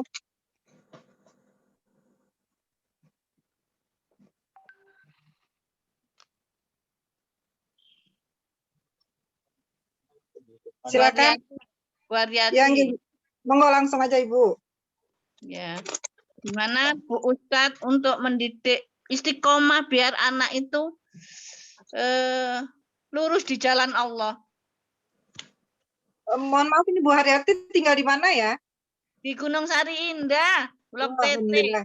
Bu Haryati 14. Nggih. Saya pernah jalan-jalan ke rumah penjenengan tampaknya, saya ingat sekali wajahnya. Ya temannya Mbak Fitri. TS ini ya. Baik, saya jawab dulu nggih. Nggih. Bagaimana membuat anak-anak kita itu istiqomah berada di jalan Allah ya. Yang pertama pastikan lebih dulu, ini yang harus kita cari-cari. Kadang-kadang kita ini bertengkar dengan anak-anak, kalau anak-anak kita itu tampaknya agak ogah-ogahan menjadi hamba Allah yang saleh ya. Kadang-kadang kita menasihati dengan cara bertengkar, dengan cara menyakiti dan sebagainya, mengintimidasi. Simak dulu lebih dulu yang ini, nomor 1. Kenapa sulit anak kadang-kadang menjadi saleh? Tolong dicek dari yang paling awal lebih dulu. Pada saat kita menikah dulu. Itu kira-kira menggunakan cara-cara yang membuat Allah marah atau tidak ya? Kalau ada cara-cara yang membuat Allah marah, ada kesirikan-kesirikan di situ, kita istighfar lebih dulu. Jangan-jangan penyebabnya di situ. Memulai pernikahan, ada aktivitas syiriknya, membuat Allah marah. Bagaimana kemudian keluarga itu bisa menjadi berkah? Kalau di awal pernikahan saja, itu ada perbuatan yang bikin Allah marah besar. Kita istighfari dulu. Jangan-jangan itu penyebab tersembunyinya. Ya. Jangan sibuk dengan teknis dulu, ya. Dikonsultasikan ke sini, konsultasi ini. Itu teknis dulu nanti ya. Tapi yang paling mendasar kita istighfari. Jangan-jangan ada yang salah dari perbuatan saya pada saat anak ini dalam proses untuk lahiran. Dalam masa mengandungnya anak-anak itu ada perbuatan syirik-syirik yang dilakukan oleh ibu-ibu atau tidak? Apakah pada saat melahirkan, termasuk pasca melahirkan itu, ada hal-hal yang syirik yang kita kerjakan atau tidak? Jika ada, istighfar lebih dulu. Istighfar lebih dulu. Minta ampun dulu kepada Allah. Insya Allah kalau sudah diampuni oleh Allah, Allah akan berikan pertolongan-pertolongan. Langkah pertama itu adalah cek dulu masa lalu, dan kita istighfar betul-betul, taubatan betul atas kebodohan-kebodohan kita, ketidaktahuan kita pada masa lalu. Betapa banyaknya, sampai sekarang saja saya lihat manten-manten itu campur aduk antara yang syirik dengan yang syariat. Insyaallah naudzubillah ya. Termasuk hamil saja itu ya, kegiatan-kegiatan hamil saja itu dicampuri dengan perbuatan-perbuatan syirik. Nah ini bagaimana anak jadi salihah kalau ternyata kondisinya jadi kayak begini. Ini langkah pertama ya. Taubat dulu kita ini. Kalau ada salah, ya Allah, dari pendidikan saya kepada anak-anak saya ini ampuni saya sebagai seorang ibu ya Allah, ampuni saya sebagai seorang ayah ya Allah, ampuni saya ya Allah. Kalau ada salah saya dalam mendidik anak-anak saya. Jadi langkah pertama adalah istighfar. Ya, Ustaz. Langkah kedua, Langkah kedua, pastikan yang masuk lewat mulutnya anak-anak, berarti makanan, itu adalah makanan-makanan yang halal dan thayyib. Harus dipastikan itu. Termasuk ke cucu-cucu kita. Jangan sampai anak-anak itu mendapatkan makanan yang tidak jelas halal dan haramnya. Nah, bagaimana mungkin karakter solih itu bisa terbentuk kalau di dalamnya, di dalam tubuhnya, di dalam dagingnya itu ada hal-hal yang tidak disukai oleh Allah. Maka kita pastikan lebih dulu, ya, mulutnya anak-anak ini hanya akan mengasup makanan-makanan yang halal saja, baik halal barangnya maupun halal cara mencarinya. Ya, cara mencarinya. Nggak akan bisa jadi baik, ya. Saya sudah ingatkan di berbagai seminar karakter yang mendatangkan banyak pakar itu. Nggak akan bisa jadi baik karakter anak-anak Indonesia itu kalau tidak dipastikan makanannya halal lebih dulu. Coba. Sudah, jangan ngomong pendidikan karakter sebelum ngomong tentang makanan. Karena makanan itu akan mempengaruhi karakternya anak-anak. Yang berikutnya, yang ketiga, adalah pastikan yang masuk ke telinganya anak-anak itu adalah ya, data-data yang baik. Apa yang dimasukkan lewat telinga itu adalah nasihat-nasihat yang masuk ke mulut, ke telinganya anak-anak itu baik. Dia mendengarkan nasihat-nasihat, dia mendengarkan Al-Quran, dia mendengarkan kajian. Insya Allah baik kalau yang didengarkan. Tapi kalau yang didengarkan itu, mohon maaf ya, dangdut koplo aja ya, yang isinya rontok seronok-seronok. Ya pikirannya anak-anak seronok nanti jadinya. Nah, itu menjaga telinga itu penting. Yang keempat adalah menjaga matanya anak-anak. Menjaga matanya anak-anak. Pastikan matanya anak-anak terjaga dengan sebaik-baiknya. Jangan sampai dia membaca bacaan-bacaan yang salah. Jangan sampai dia juga melihat tontonan-tontonan yang salah. Termasuk efek negatif di era digital ini, jangan sampai diasup oleh matanya anak-anak kita. Memang berat ya, berat sekali menjaga anak-anak seperti itu di era sekarang ini. Repot, ya memang repot sekali. Tetapi kerepotan kita kalau kita kerjakan di dunia, insya Allah di akhirat kita tidak akan mengalami kerepotan yang berpayah-payah. Karena itu beranilah berjuang repot-repot sebagaimana Bunda Hajar, berpayah-payah sebagaimana Bunda Hajar untuk menyelamatkan anak-anak kita. Ya. Janganlah menjadi seorang ibu. Ya, janganlah menjadi seorang ibu. Dan jika itu sudah kita kerjakan, maka insya Allah anak-anak akan mudah sekali untuk menjadi anak-anak yang salih. Amin. Langkah berikutnya yang sudah teknis sekarang itu adalah pilihkan anak-anak pendidikan sekolah yang guru-gurunya itu solih, gitu loh. Guru-gurunya itu solih. Jangan sampai anak-anak sekolah di tempat sekolah yang guru-gurunya nggak jelas solih dan tidaknya. Pilih yang solih. Supaya guru-guru yang solih nanti itu keperhatian sama sholatnya anak-anak kita. Kan ada tuh ya sekolah sekarang ini yang sampai anak-anaknya itu diteleponi, sudah sholat maghrib belum, sudah sholat isya belum, ya puasa enggak, ya walaupun ini era daring tapi guru-guru ada yang begitu, solih nih. Nah, kalau anak-anak hanya sekolah di tempat yang sibuk hanya mengajarkan, ini tumbuhan dikotil ciri-cirinya, ini tumbuhan monokotil ciri-cirinya dihafalkan, tidak disentuh urusan kesolihannya, bagaimana mungkin anak-anak bisa istiqomah menjadi orang yang baik? Ya, insya Allah. Nah ini cara-cara yang insya Allah perlu kita kerjakan dengan sungguh-sungguh, dan sebagai langkah pamungkas itu adalah masih terkait dengan matanya anak-anak. Untuk membuat anak-anak jadi baik, istiqomah baik, adalah anak-anak melihat orang tuanya, orang tua yang baik. Dia harus melihat bapaknya sholat. Dia harus melihat ibunya sholat. Dia harus melihat ibunya tutup aurat. Dia harus melihat ibunya baca Quran. Dia harus melihat ayahnya ya mengikuti Al-Quran. Dia harus melihat nyata keteladanan. Bukan hanya anak-anak kemudian disuruh-suruh berada di sekolah Islam, berada di pondok pesantren, tapi bapak dan ibunya tidak bisa memberi keteladanan. Ya, mana mungkin anak-anak mau, insya Allah ya, mana apalagi anak-anak kecil itu ya, astagfirullahaladzim. Ya. Jadi di antara semua yang sudah saya ceritakan tadi, jangan lupa memberinya keteladanan, Ya. Dan kalau semua langkah itu sudah dikerjakan, ternyata juga anak-anak kita ini masih juga belum juga solih. Ingat ya, anak-anak kita yang hafal Quran, anak-anak kita yang solih, anak-anak kita yang Masya Allah prestasinya banyak, ingat ya, itu ujian. Itu ujian. Apakah orang tuanya pandai bersyukur atau takabur?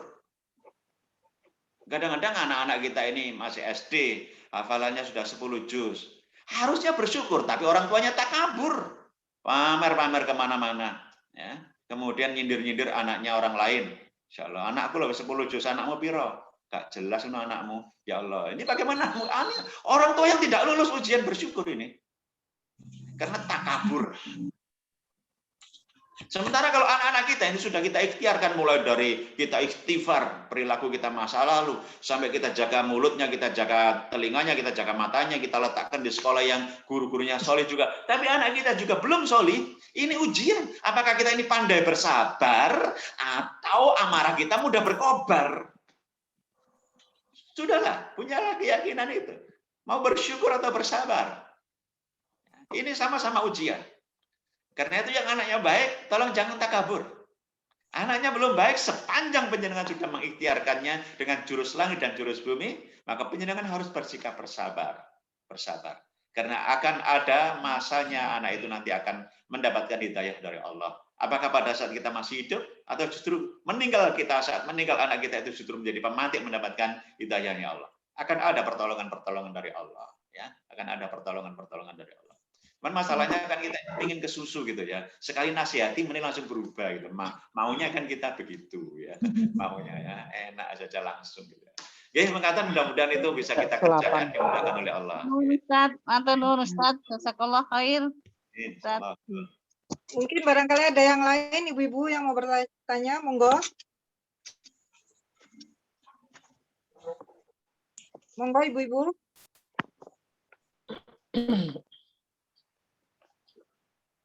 Monggo. Cukup ya. Ada yang bertanya? Bu Asnizar, monggo Bu Asnizar.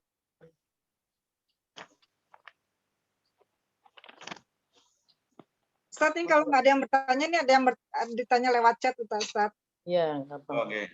Ya, Ustaz mau bertanya, bagaimana mengatasi bila anak lebih percaya kepada guru atau ustadzahnya daripada orang tuanya? Gitu, Ustaz. Masyaallah. Ya. Alhamdulillah ya.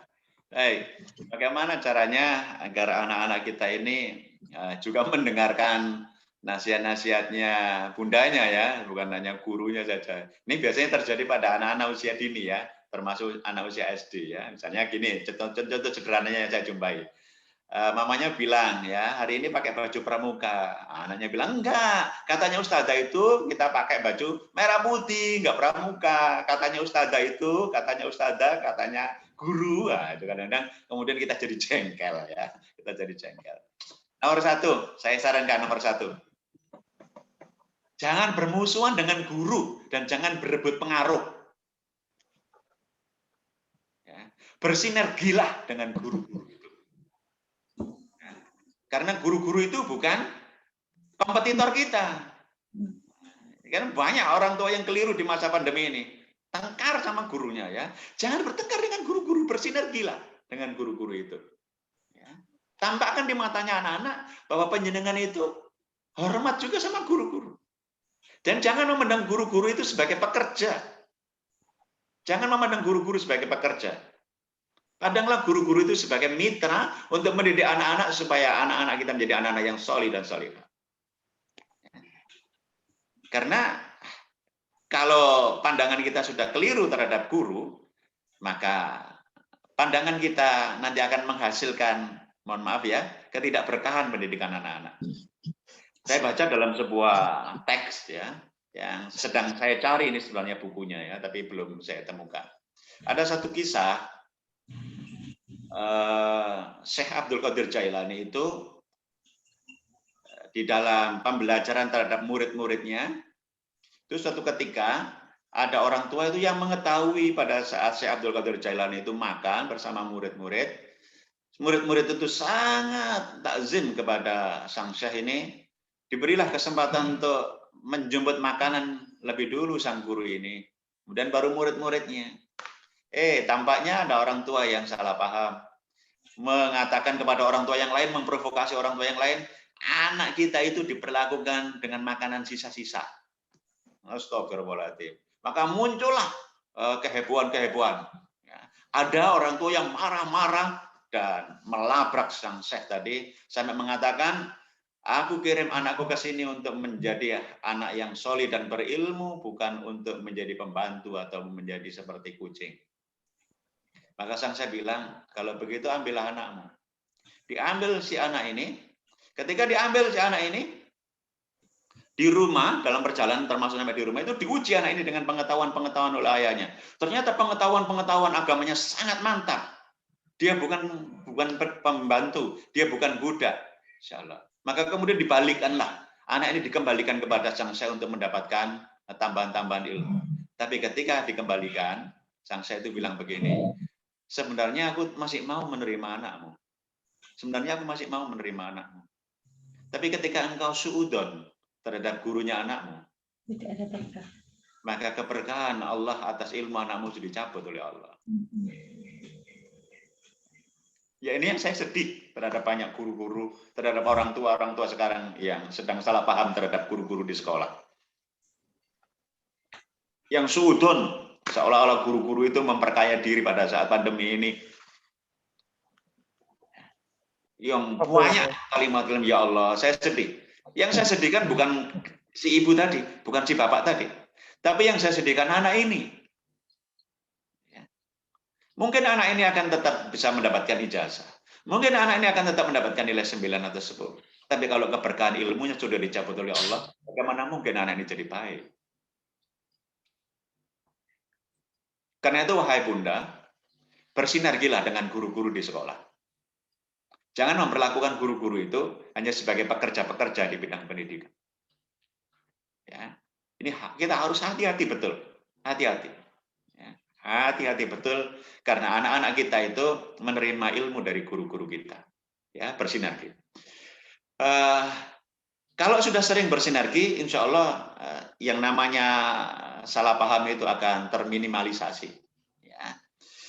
Jadi jangan sampai nanti justru menampakkan di depan anak-anak bahwa aku iki mamamu, ya. Harus menurut mama, insya Allah ya. Tapi katanya Ustazah, apa kata Ustazah? Insya Allah. Nah, maka kalau rujukannya sama, misalnya untuk urusan seragam. Kalau urusannya seragam itu, kalau rujukannya sama pada buku informasi anak-anak, buku penghubungnya anak-anak, itu nanti sudah selesai, ya, sudah selesai. Tapi kalau itu misalnya tentang nasihat kebaikan, kalau rujukannya sama antara guru dengan orang tua itu sama-sama merujuk kepada Al-Quran, sama-sama merujuk kepada hadis, ya selesai. Misalnya guru-gurunya bilang, makan sambil duduk, pakai tangan kanan. Namanya bilang, iki duit pesta, nggak ada kursi, wis makan ambil berdiri aja. Dan katanya Ustazah, wis ojo kakek ngomong. Loh, nggak bisa. Ustazahnya yang benar. Ya, ustazahnya yang benar. Nah, kadang-kadang anak-anak itu bingung ya. Di sekolah dibilangi makan sambil duduk pakai tangan kanan. Diajak pesta sama mamanya berdiri. Anaknya deprok di lantai, katanya, ngisi-ngisi kon deprok di lantai. Berdiri. Nggak ngerti standing party, insyaallah. Nah, ini masalahnya. Jadi kalau memang ukurannya sama, itu tidak ada pertentangan. Tidak ada pertentangan. Insyaallah ya. Jadi bersinergilah dengan guru-gurunya anak-anak kita, berkomunikasi, buka komunikasi, saling mendoakan, ya. Assalamualaikum Ustazah, doakan di WA, ya, ngobrol yang enak. Insya Allah nanti akan anak-anak tidak akan membanding-bandingkan antara gurunya dengan orang rumah, ya, atau ibunya. Nah, kadang-kadang di era pandemi ini belajar online itu anak-anak juga bilang kan, Mama itu jauh lebih galak daripada ustazah di sekolah ya. Mama itu, Masya Allah ya. Ya, kita belajar kepada guru-guru juga bagaimana caranya mendampingi anak-anak. Kenapa kita terkesan lebih galak di depan anak-anak pada saat mengajar online? Ya karena kita nggak punya ilmunya. Namanya ilmu pedagogi. Sementara guru-guru di sekolah punya ilmu pedagogi. Jangan cemburu kalau guru-guru itu ternyata bisa mengatur anak-anak lebih mudah. Karena ada ilmunya. Nah, sementara kita yang belum punya ilmu kadang-kadang ngototnya itu loh ya. Ngototnya ya kan. Wes pokoknya kudu nurut mama. Ya, kita perlu lebih lembut hati untuk menjaga perasaan agar jangan sampai kita ini merasa kalah atau tidak kalah atau menang. Yang kita jaga itu adalah apakah yang kusampaikan ini bermutu atau tidak bermutu kepada anakku. Ya, klarifikasi yang baik kepada partner kita, gurunya anak-anak kita. Jangan sampai nanti kita ini punya suudon yang jelek kepada guru-guru sehingga keberkahan ilmunya nanti tercabut dari anak-anak kita. Oke, Bun ya, saya memberi nasihat yang seperti ini banyak di berbagai sekolah yang hari ini yang lagi guncang karena pandemi, efek pandemi, karena efek resesi, ada keguncangan, ada kasak kusuk dan sebagainya. Saya memberi nasihat walaupun saya juga sering disalahpahami ya. Tidak apa-apa, tapi saya tetap akan memberikan nasihat karena saya mencintai anak-anak. Generasi berikutnya yang akan menjadi anak-anak generasi solusi, bukan generasi polusi ya buat negeri ini. Makatan Bun, monggo selanjut. Allah. Kalau Ustadz ini ada pertanyaan dari Mbak Rika. Ustadz, bagaimana tips menanamkan akidah yang lurus pada anak usia 7 tahun kedua? Insya Allah ya, akidah yang lurus. Baik. Membicarakan pendidikan anak-anak usia dini ini, kata sebagian orang, wong atas arek cilik-cilik ae lho, TK kok bayar larang. Saya juga kadang-kadang, ya Allah ya, wong atasnya TK paling tepuk tangan mbak nyanyi ya, astagfirullahaladzim. Banyak komentar-komentar seperti itu. Tidak mudah loh Bun ya. Menanamkan akidah yang lurus kepada anak usia dini ya. Wong menanamkan akidah yang lurus kepada lansia saja sulit, apalagi anak usia dini ya. Pada lansia itu sudah secara umum dekat dengan mati, anak dini masih jauh, usia dini masih jauh ya. Baik, jawaban ini saya minta bantuan ya.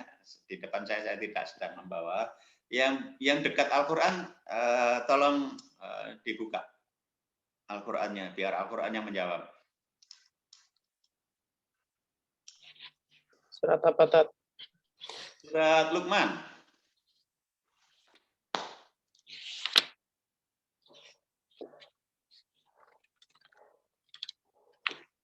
Surat Luqman itu surat ke-13 ya? 31, Ustaz. Ke-31 ya? Ayat berapa, Ustaz? Ayat 13 ya, ayat 13. Kita mulai dari ayat 13. Monggo Ibu yang sudah menemukan, silakan dibaca. Ya, dibacakan. Boleh terjemahnya saja, Bun, biar lebih cepat. Dan ingatlah ketika Luqman berkata kepada Agak keras, Bun. Kurang keras, Bun. Dan ingatlah ketika Luqman berkata kepada anaknya ketika dia memberi pelajaran kepadanya. Wahai anakku, janganlah engkau mempersekutukan Allah. Sesungguhnya mempersekutukan Allah adalah benar-benar kezaliman yang besar. Oke, sampai di sini dulu Bun ya, sebentar ya, saya jelaskan. Jadi ayah Luqman itu, ini surat Luqman ini mengarah kepada keayahan ya. Nah, surat Luqman ini mengarah kepada keayahan. Makanya betapa pentingnya para suami itu mendengarkan ayat ini ya, menerjemahkan ayat ini juga ya, mentadaburi ayat ini. Ayah Luqman itu memberi nasihat kepada anaknya dengan nasihat yang sangat jelas. Ya.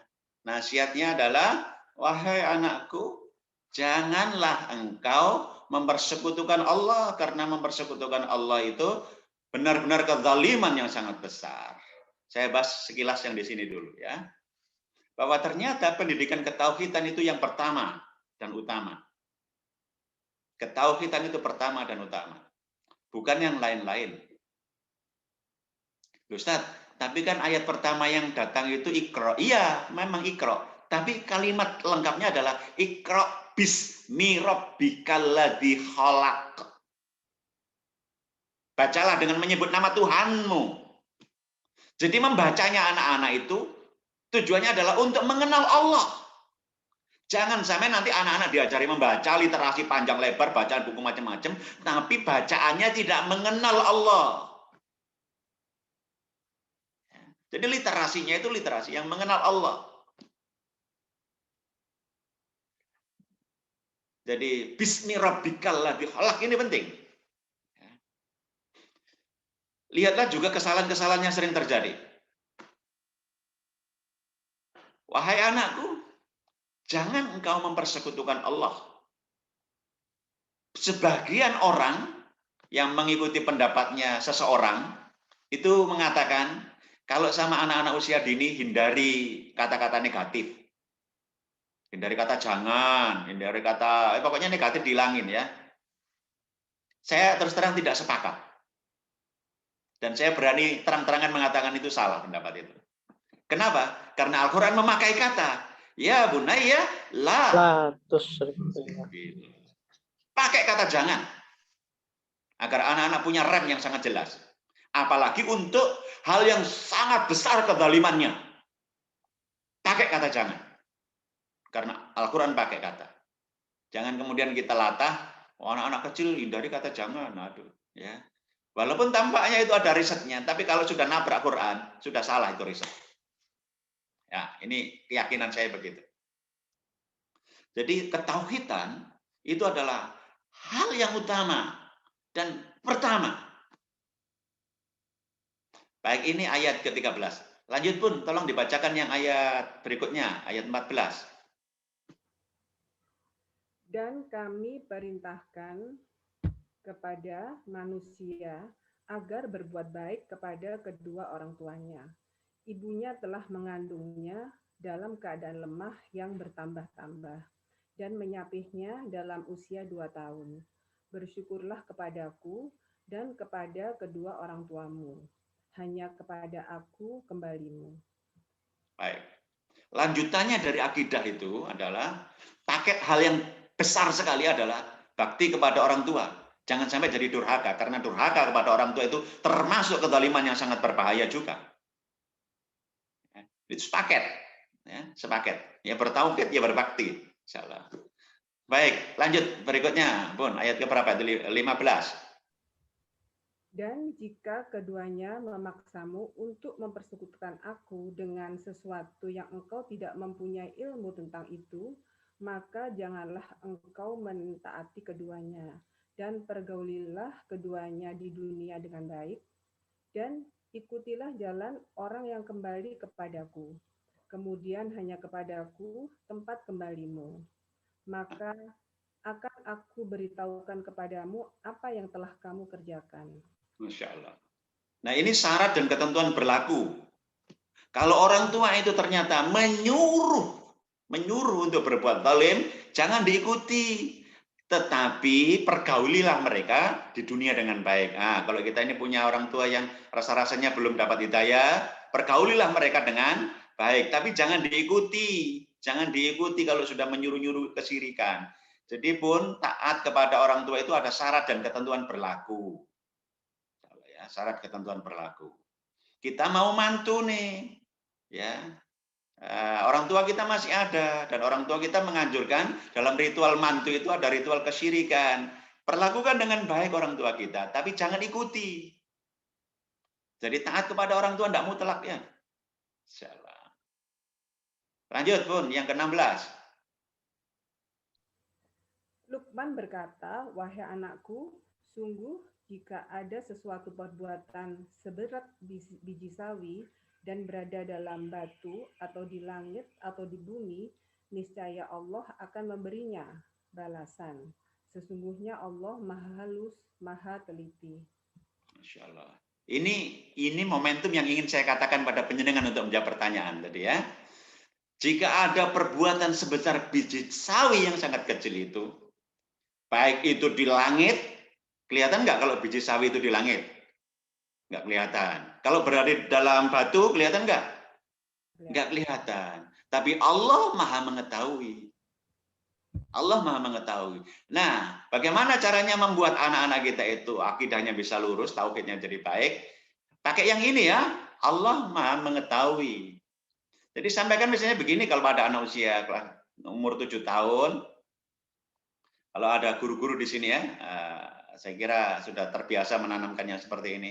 Misalnya begini, ada anak itu menyembunyikan sepatu temannya dan temannya nangis. Nah, sampaikan kepada anak itu ya guru-guru atau kita ini, kalau anak kita lagi ribut sama saudaranya, siapa ya yang menyembunyikan sepatunya Farhan ini tadi ya? Ayo siapa? Siapa yang berani jujur? Kalau tidak ada, ingat loh ya, siapa yang menyembunyikan sepatu itu dan Bu Guru belum bisa memarahi kamu, belum menegur kamu, Bunda belum bisa mendisiplinkan kamu. Ingat ya, mungkin Bunda tidak tahu, Bu Guru juga tidak tahu, teman-temanmu tidak tahu. Tapi Allah Maha tahu. Tanamkan kepada anak-anak itu. Dan kalau dia mengaku, ini loh tadi aku nyandung gak sengaja, ucapkan terima kasih, Masya Allah, anak yang hebat, anak yang jujur. Kalau ada anak yang sudah berbuat baik, ya berbuat baik, sudah menolong temannya, dia kemudian merengek-rengek, Ustazah, aku sudah menolong temanku, tapi aku belum diberi bintang. Ya Allah nak, jangan sedih ya nak kalau sudah berbuat baik nak. Ustazah mungkin belum sempat memberi bintang, mama belum sempat memberi jempol. Tapi jangan nangis ya nak, jangan sedih ya. Allah Maha tahu. Hingga anak-anak seperti ini nanti nggak caper-caper, nggak baper-baperan. Karena dikit-dikit Allah Maha tahu. Nah begini teknik-teknik sederhananya. Nah, ilmu yang seperti ini, Bun, untuk anak-anak kelas 7, itu super mahal. Super mahal. Karena menanamkan ketauhidan. Itu sebenarnya kepada guru-guru TK, guru-guru SD kelas 1 dan sebagainya itu. Tolong jangan remehkan mereka ya, jangan sampai meremehkan mereka. Karena pekerjaan mereka itu adalah pekerjaan yang luar biasa hebat. Menanamkan ketauhidan di usia dini. Kadang-kadang orang tuanya saja ditanya nggak bisa jawab oleh anak-anak. Dulu saya masih ingat ya, ingat ini. Saya bertanya kepada ibu saya, ya, aku ini lahir teko endi sih? Aku ini lahir teko endi ya? Karena bingung orang tua saya untuk jawab karena masih kecil ya. Iya caranya jawab narek cilik ya, insyaallah. Akhirnya ada tetangga saya yang bilang, kau niku lahir yang meledak teko watu. Sejak saat itu saya berpikiran ada batu terbelah kemudian saya keluar gitu ya. Ketika ada pertanyaan begini, ayo coba jenengan jawab gini. Ayo siapa yang bisa jawab nih? Saya anak TK nih, anak TK umur 7 tahun atau umur 6 tahun. Saya tanya begini, Mama, itu mangga di depan rumah itu loh, Ma. Kok bentuknya lonjong-lonjong dan kecut? Kayak yang di samping rumah itu loh, Ma. Kok bunder-bunder dan manis? Kan sama-sama menancap di tanah, Ma, ya. Kok bisa beda rasanya dan bentuknya? Kenapa, Ma? Ada yang bisa jawab enggak?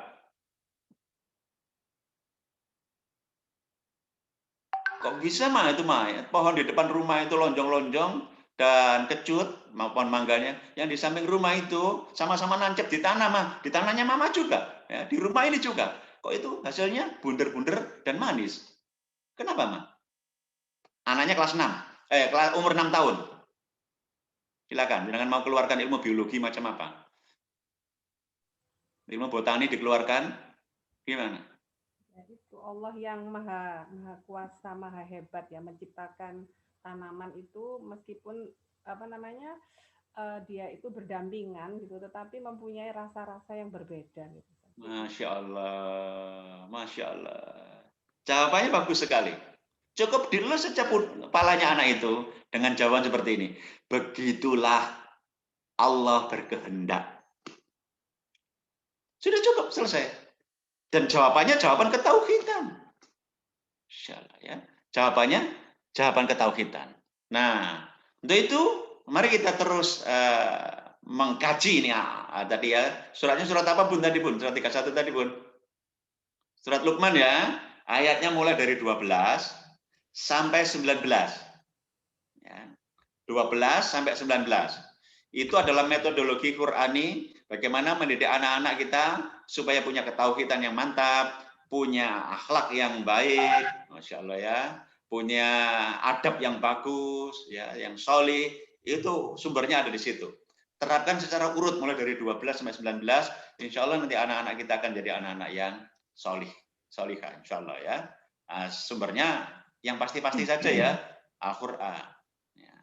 Riset boleh kita pakai, asalkan sesuai dengan Quran. Kalau nggak sesuai, nggak usah dipakai lah. Salah. Karena riset itu bisa digugurkan oleh riset yang lain. Ya, digugurkan oleh riset yang lain.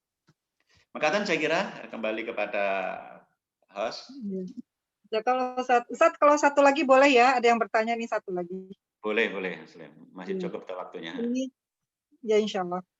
Dari Mbak Yuli, kalau kita sudah memberi contoh yang baik, tapi anak kita masih susah untuk melaksanakan istiqomah dalam ibadah. Sampai saya pernah menjanjikan sama anak saya, kalau kakak rajin dalam sholat 5 waktu, nanti mama beli hadiah mungkin ya, satu beli hadiah yang baru. Afwan Ustadz, apakah cara saya ini salah? Oh ya. Itu, Ustadz. Ya baik. Ilmunya saya jawab dengan runtut ya, ilmu tarbiyatul aulad mendidik anak-anak. Nomor 1 dengan tulis ya, mulai dari keteladanan. Ya, berarti keteladanan harus ada. Nomor 2 pembiasaan. Dibiasakan anak-anak itu ya. Subuh dibiasakan bangun, biasakan terus saja. Nomor 3 kasih nasihat. Beri nasihat. Nanti ada ilmunya nanti ya. Bagaimana caranya memberi nasihat agar nasihat itu bisa melekat kuat itu gimana? Ada ilmunya ya.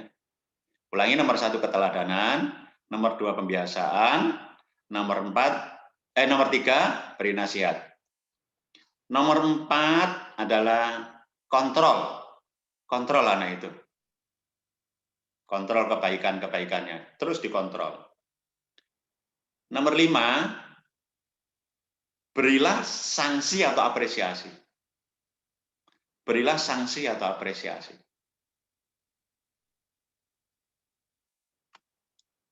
Kalau baik, kasih apresiasi. Kalau buruk, kasih sanksi. Bahkan agama menganjurkan, kalau anak-anak kita itu masih umur 10 tahun masih belum bisa istiqomah sholat, pukul. Tapi nanti jangan gampang mukul ya, ada ilmu berikutnya. Kenapa anak itu umur 10 tahun masih bermasalah sholat, itu ada ilmunya ya. Salah. Nah, kembali kepada hadiah. Apakah memberi hadiah pada anak-anak yang berbuat baik itu salah? Oh tidak, boleh ya, itu boleh sekali. Rasulullah juga melakukan begitu. Jadi ibaratnya itu sama dengan kita ini memberi hadiah kepada non-muslim supaya dilembutkan hatinya. Kepada orang-orang yang belum taat itu dilembutkan hatinya. Boleh hadiah itu boleh.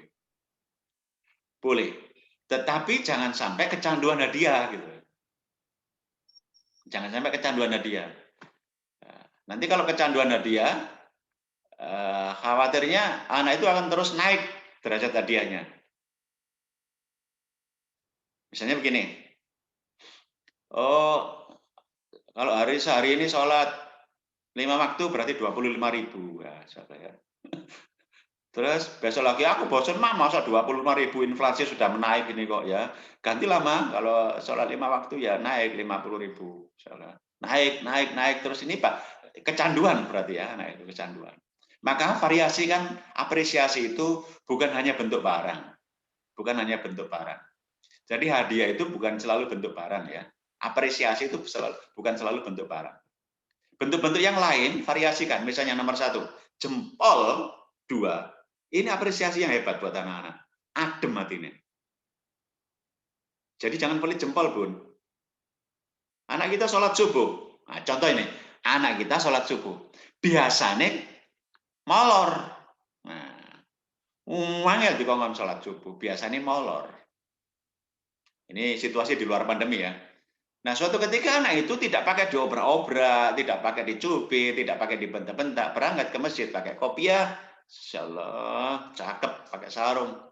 Nyampe di rumah, itu ibunya senang apa sumpah? Senang kan? Insya Allah anaknya sudah sholat. Harusnya kalau senang, itu mengeluarkan kata-kata baik atau kata-kata negatif. Kata baik, Ustaz. Kata-kata baik. Tapi ibu yang tidak berilmu itu kadang-kadang komentar langsung nyeplos saja.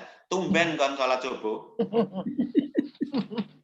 Biasanya nek gak dioprak-oprak karo mama gak budal. Saiki sholat subuh berangkat dhewe tumben ono apa?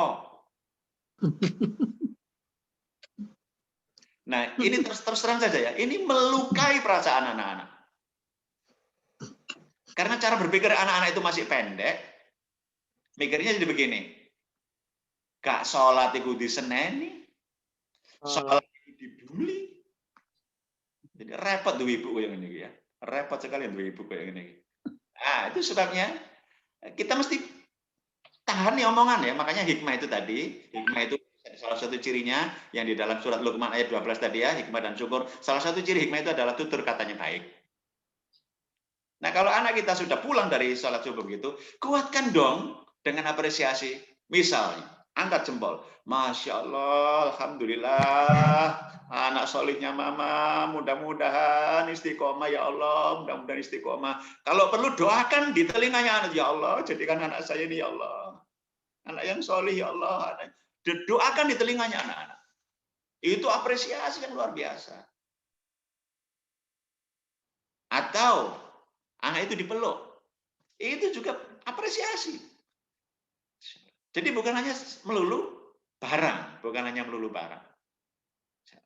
Jadi yang membuat anak-anak ketagihan hadiah itu ya orang tua juga. Karena tidak mau memvariasikan. Jempol ini penting loh, Bun. Sakti loh jempolnya mama itu.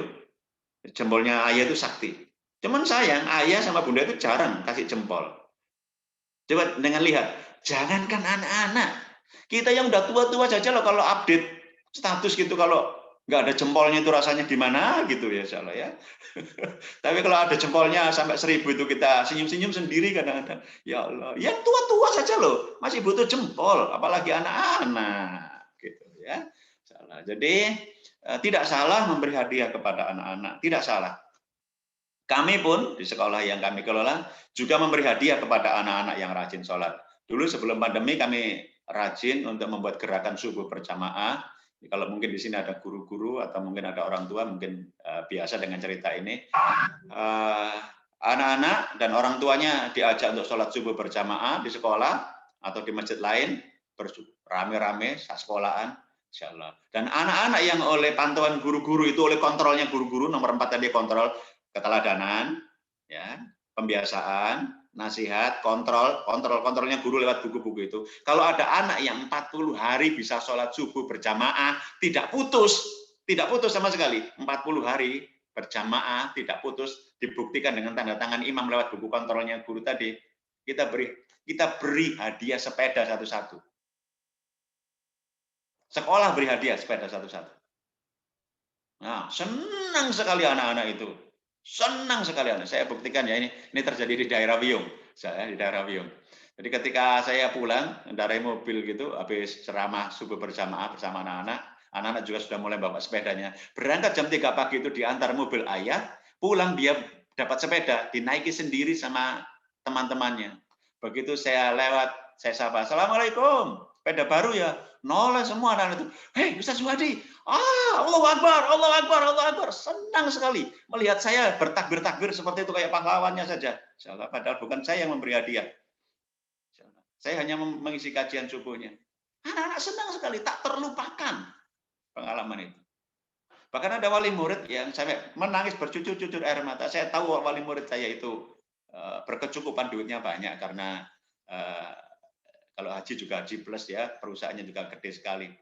Itu datang kepada saya mengucapkan secara khusus, "Terima kasih Ustaz, anak saya dapat hadiah sepeda." Loh, saya kan kaget. Lah sepeda itu lah sampai niku wahing tak iso tuku sepeda, Pak ya. Lah pokoknya berterima kasih, dalam hati saya begitu. Loh, saya bilangnya, sepeda itu kan murah toh Ustaz harganya. Ya Allah, bukan murahnya Ustaz ya, saya bisa beli juga, tapi saya sangat senang anak saya beli sepeda. Dan apa yang disenangi? Karena di sadelnya sepeda itu, Bun, saya tulisi, saya minta TU itu untuk menulisi tulisan dari saya, kemudian diberi lakban putih. Tulisannya begini, "Sepeda ini hanya boleh dipakai untuk jalan-jalan kebaikan." dilarang dipakai di jalan kemaksiatan. Itu membuat orang tua berebes milih, insya Allah, berebes milih luar biasa. Nah, jadi memang nggak boleh pelit kita kepada anak-anak. Nah, dia kasih aja dia. Tapi kalau bisa momentumnya gandeng dengan momentumnya guru.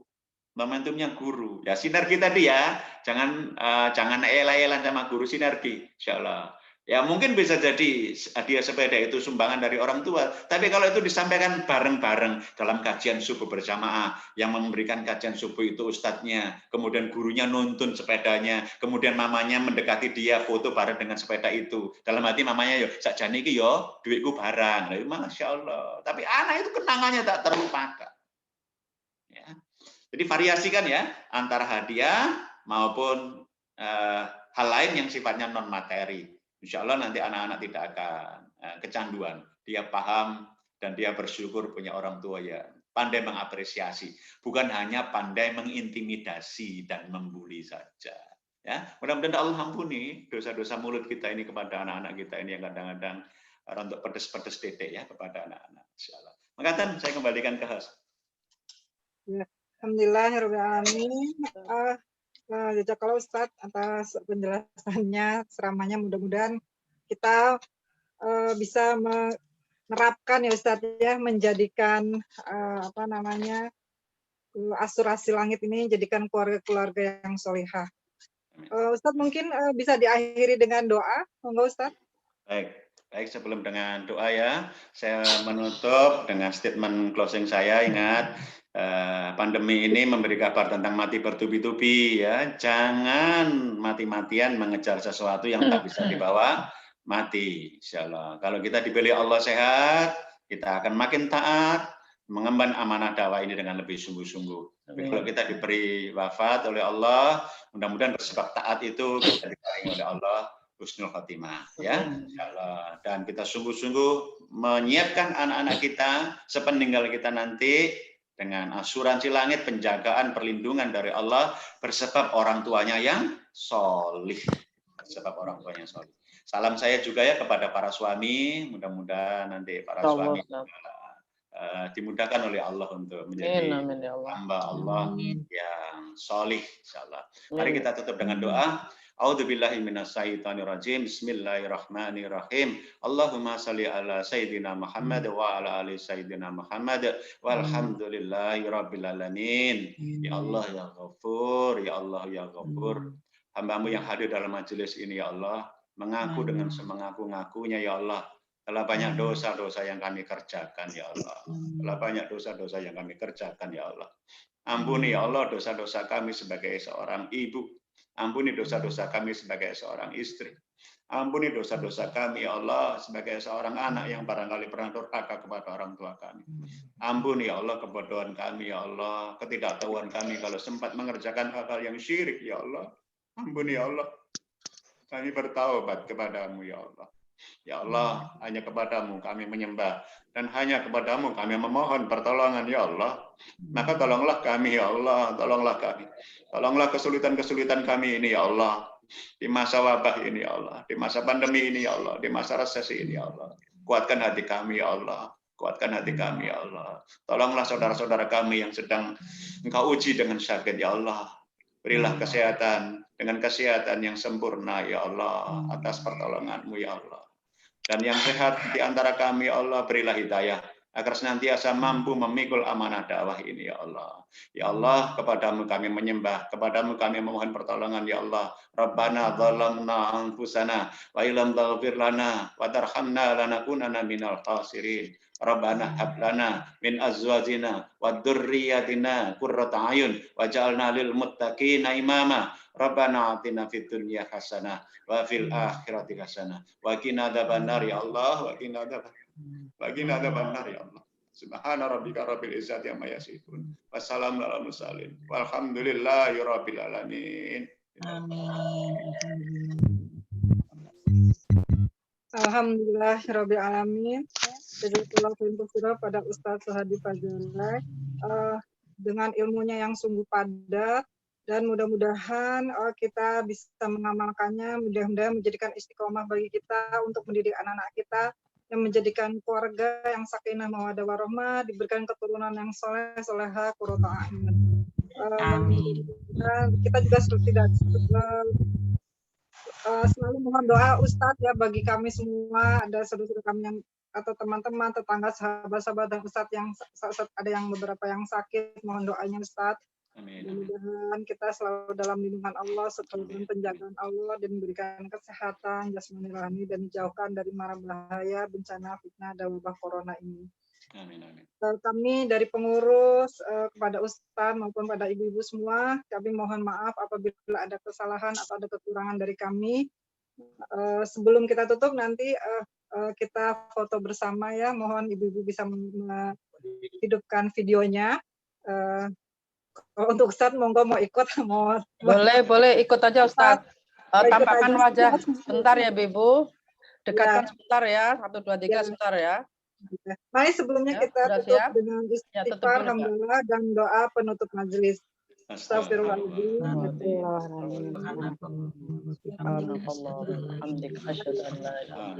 Astagfirullah wa atubu ilaik. Ibu tolong dihidupkan videonya sebentar aja. Oke. Ayo Ibu ya, bentar ya. 1, 2, 3. Ya. Lagi. Ya, sebentar. Halaman kedua. Saya ambil umur. Ya, ayo ya. Lagi. Yang 1, 2, 3. Tiga.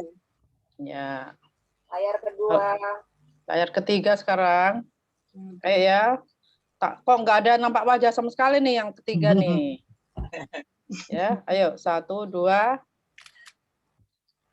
Nah, satu Alhamdulillah lagi. Ustadz, ini pesertanya ada 100 orang. Alhamdulillah. Ya, ini Eli. Halo, assalamualaikum. Belum izin video lagi nggih. ya, cukup Mbak Vivi, cukup. Cukup Ustadz. Ya, teman-teman ibu sudah cukup. Terima kasih. Jadi komunikasi. Assalamualaikum warahmatullahi wabarakatuh. Waalaikumsalam. Tetap semangat semuanya, tetap semangat. Insyaallah nggih. Barakallah Ustaz. Insya Allah ya dalam Amin. Allah. Ya, Kak.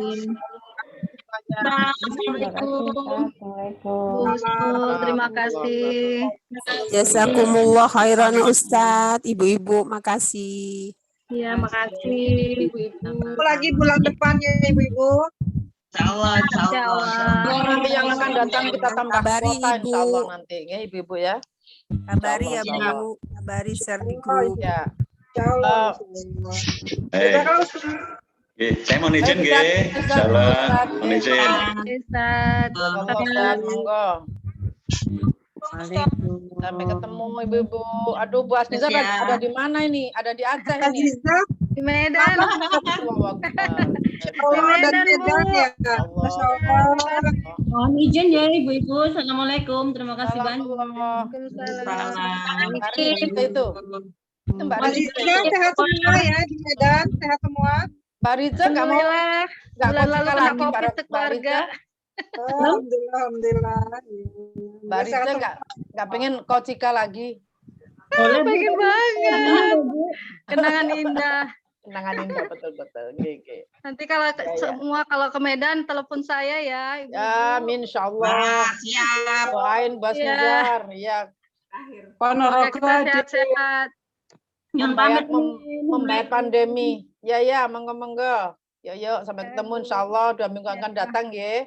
Ya, Allah. terima kasih. Sama-sama saling mendoakan ibu-ibu. Amin. Ya benar Ibu. Doa Saling dulu ya. mendoakan. Monggo. Assalamualaikum warahmatullahi Waalaikumsalam warahmatullahi wabarakatuh. Iya Bu, Mbak Vivi, Mbak Eli, Bu. Mbak Rahma, sudah sehatan ya? Sudah enakan Mbak Rahma? Sudah, alhamdulillah sudah nih. Alhamdulillah. Kita sehat semua ya Mbak Rama. Mbak Caca juga ya? Terima kasih Bu. Iya. Ini mohon doanya untuk Mbak Lina ya. Oh iya Bu, iya. Iya. Bu Lina kenapa? Ya, terindikasi juga. Isoman Ya, lagi. isoman di rumah. Isoman. Capean. Capek. Dokter Lina ya? Bukan. Lina Huda. Lina Iya, Lina Misbahul. Buda, ya saya juga Ya, itu. Lina Misbahul ya. Ya, Sama Bu kami. Lina, dokter yang ngundang saya juga nih. Oh, ya, Mbak Bu Lina dokter ya. Ya. Heeh. Nggih. Jazakumullah khairan kasir ya Bu, Ibu-ibu semua. Amin. Boleh, saya masih boleh ikut kan? Oh, harus. Udah ada di grup kan? Udah masuk di grup kan Bu Asnizar? Sudah. Ya. Saya belum masuk, Bu. Siapa ini? Yuliana. Mbak Yuliana ya. Ibu itu tinggal klik aja di yang paling link. bawah, Bu. Betul. Yang paling bawah. Jadi di woro-woro itu di undangan itu ada link yang paling bawah untuk masuk ke grup WA. Grup WA. Ya, nanti otomatis bisa masuk itu ya. Itu ya Bu Yuliana. Ibu, makasih. Ya, baik. Udah ya, teman-teman. Ya, makasih Bu. Salam sehat semuanya. Waalaikumsalam warahmatullahi wabarakatuh. Salam. Makasih Mbak Silvi. Ya, Kak. Yuk. Vivi, semuanya Ibu. Ya. Mbak Mbak Susi. Mbak Susi. Mbak semuanya.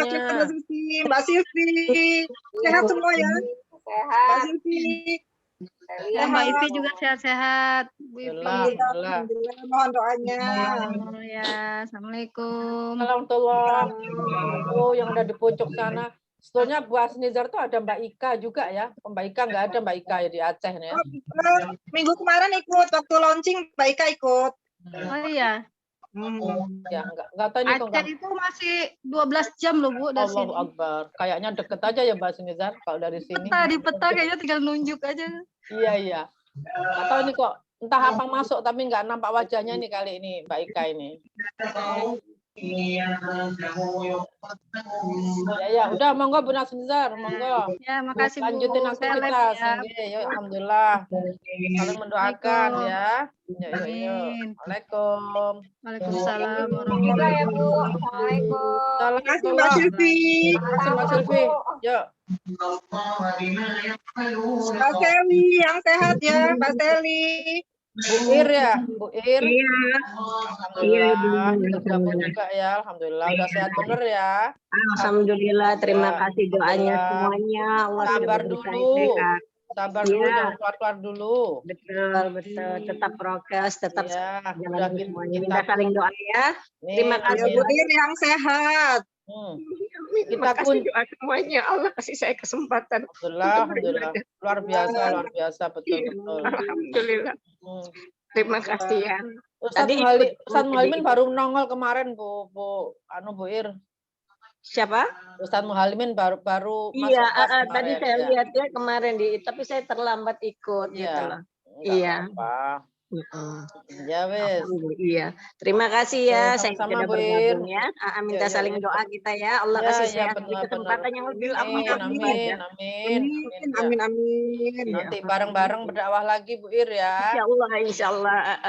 Maaf lahir batin ya. Sama-sama Bu Ir. Ya, sama-sama Bu Ir.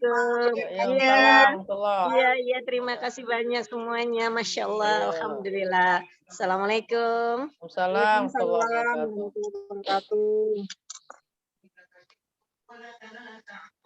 Ini belum dikunci sama Pak Windradi, Pak. Belum. Ya, mau keluar ya, Pak Indradi mau keluar ya? Iya, udah kunci Mbak, udah cukup. Ya.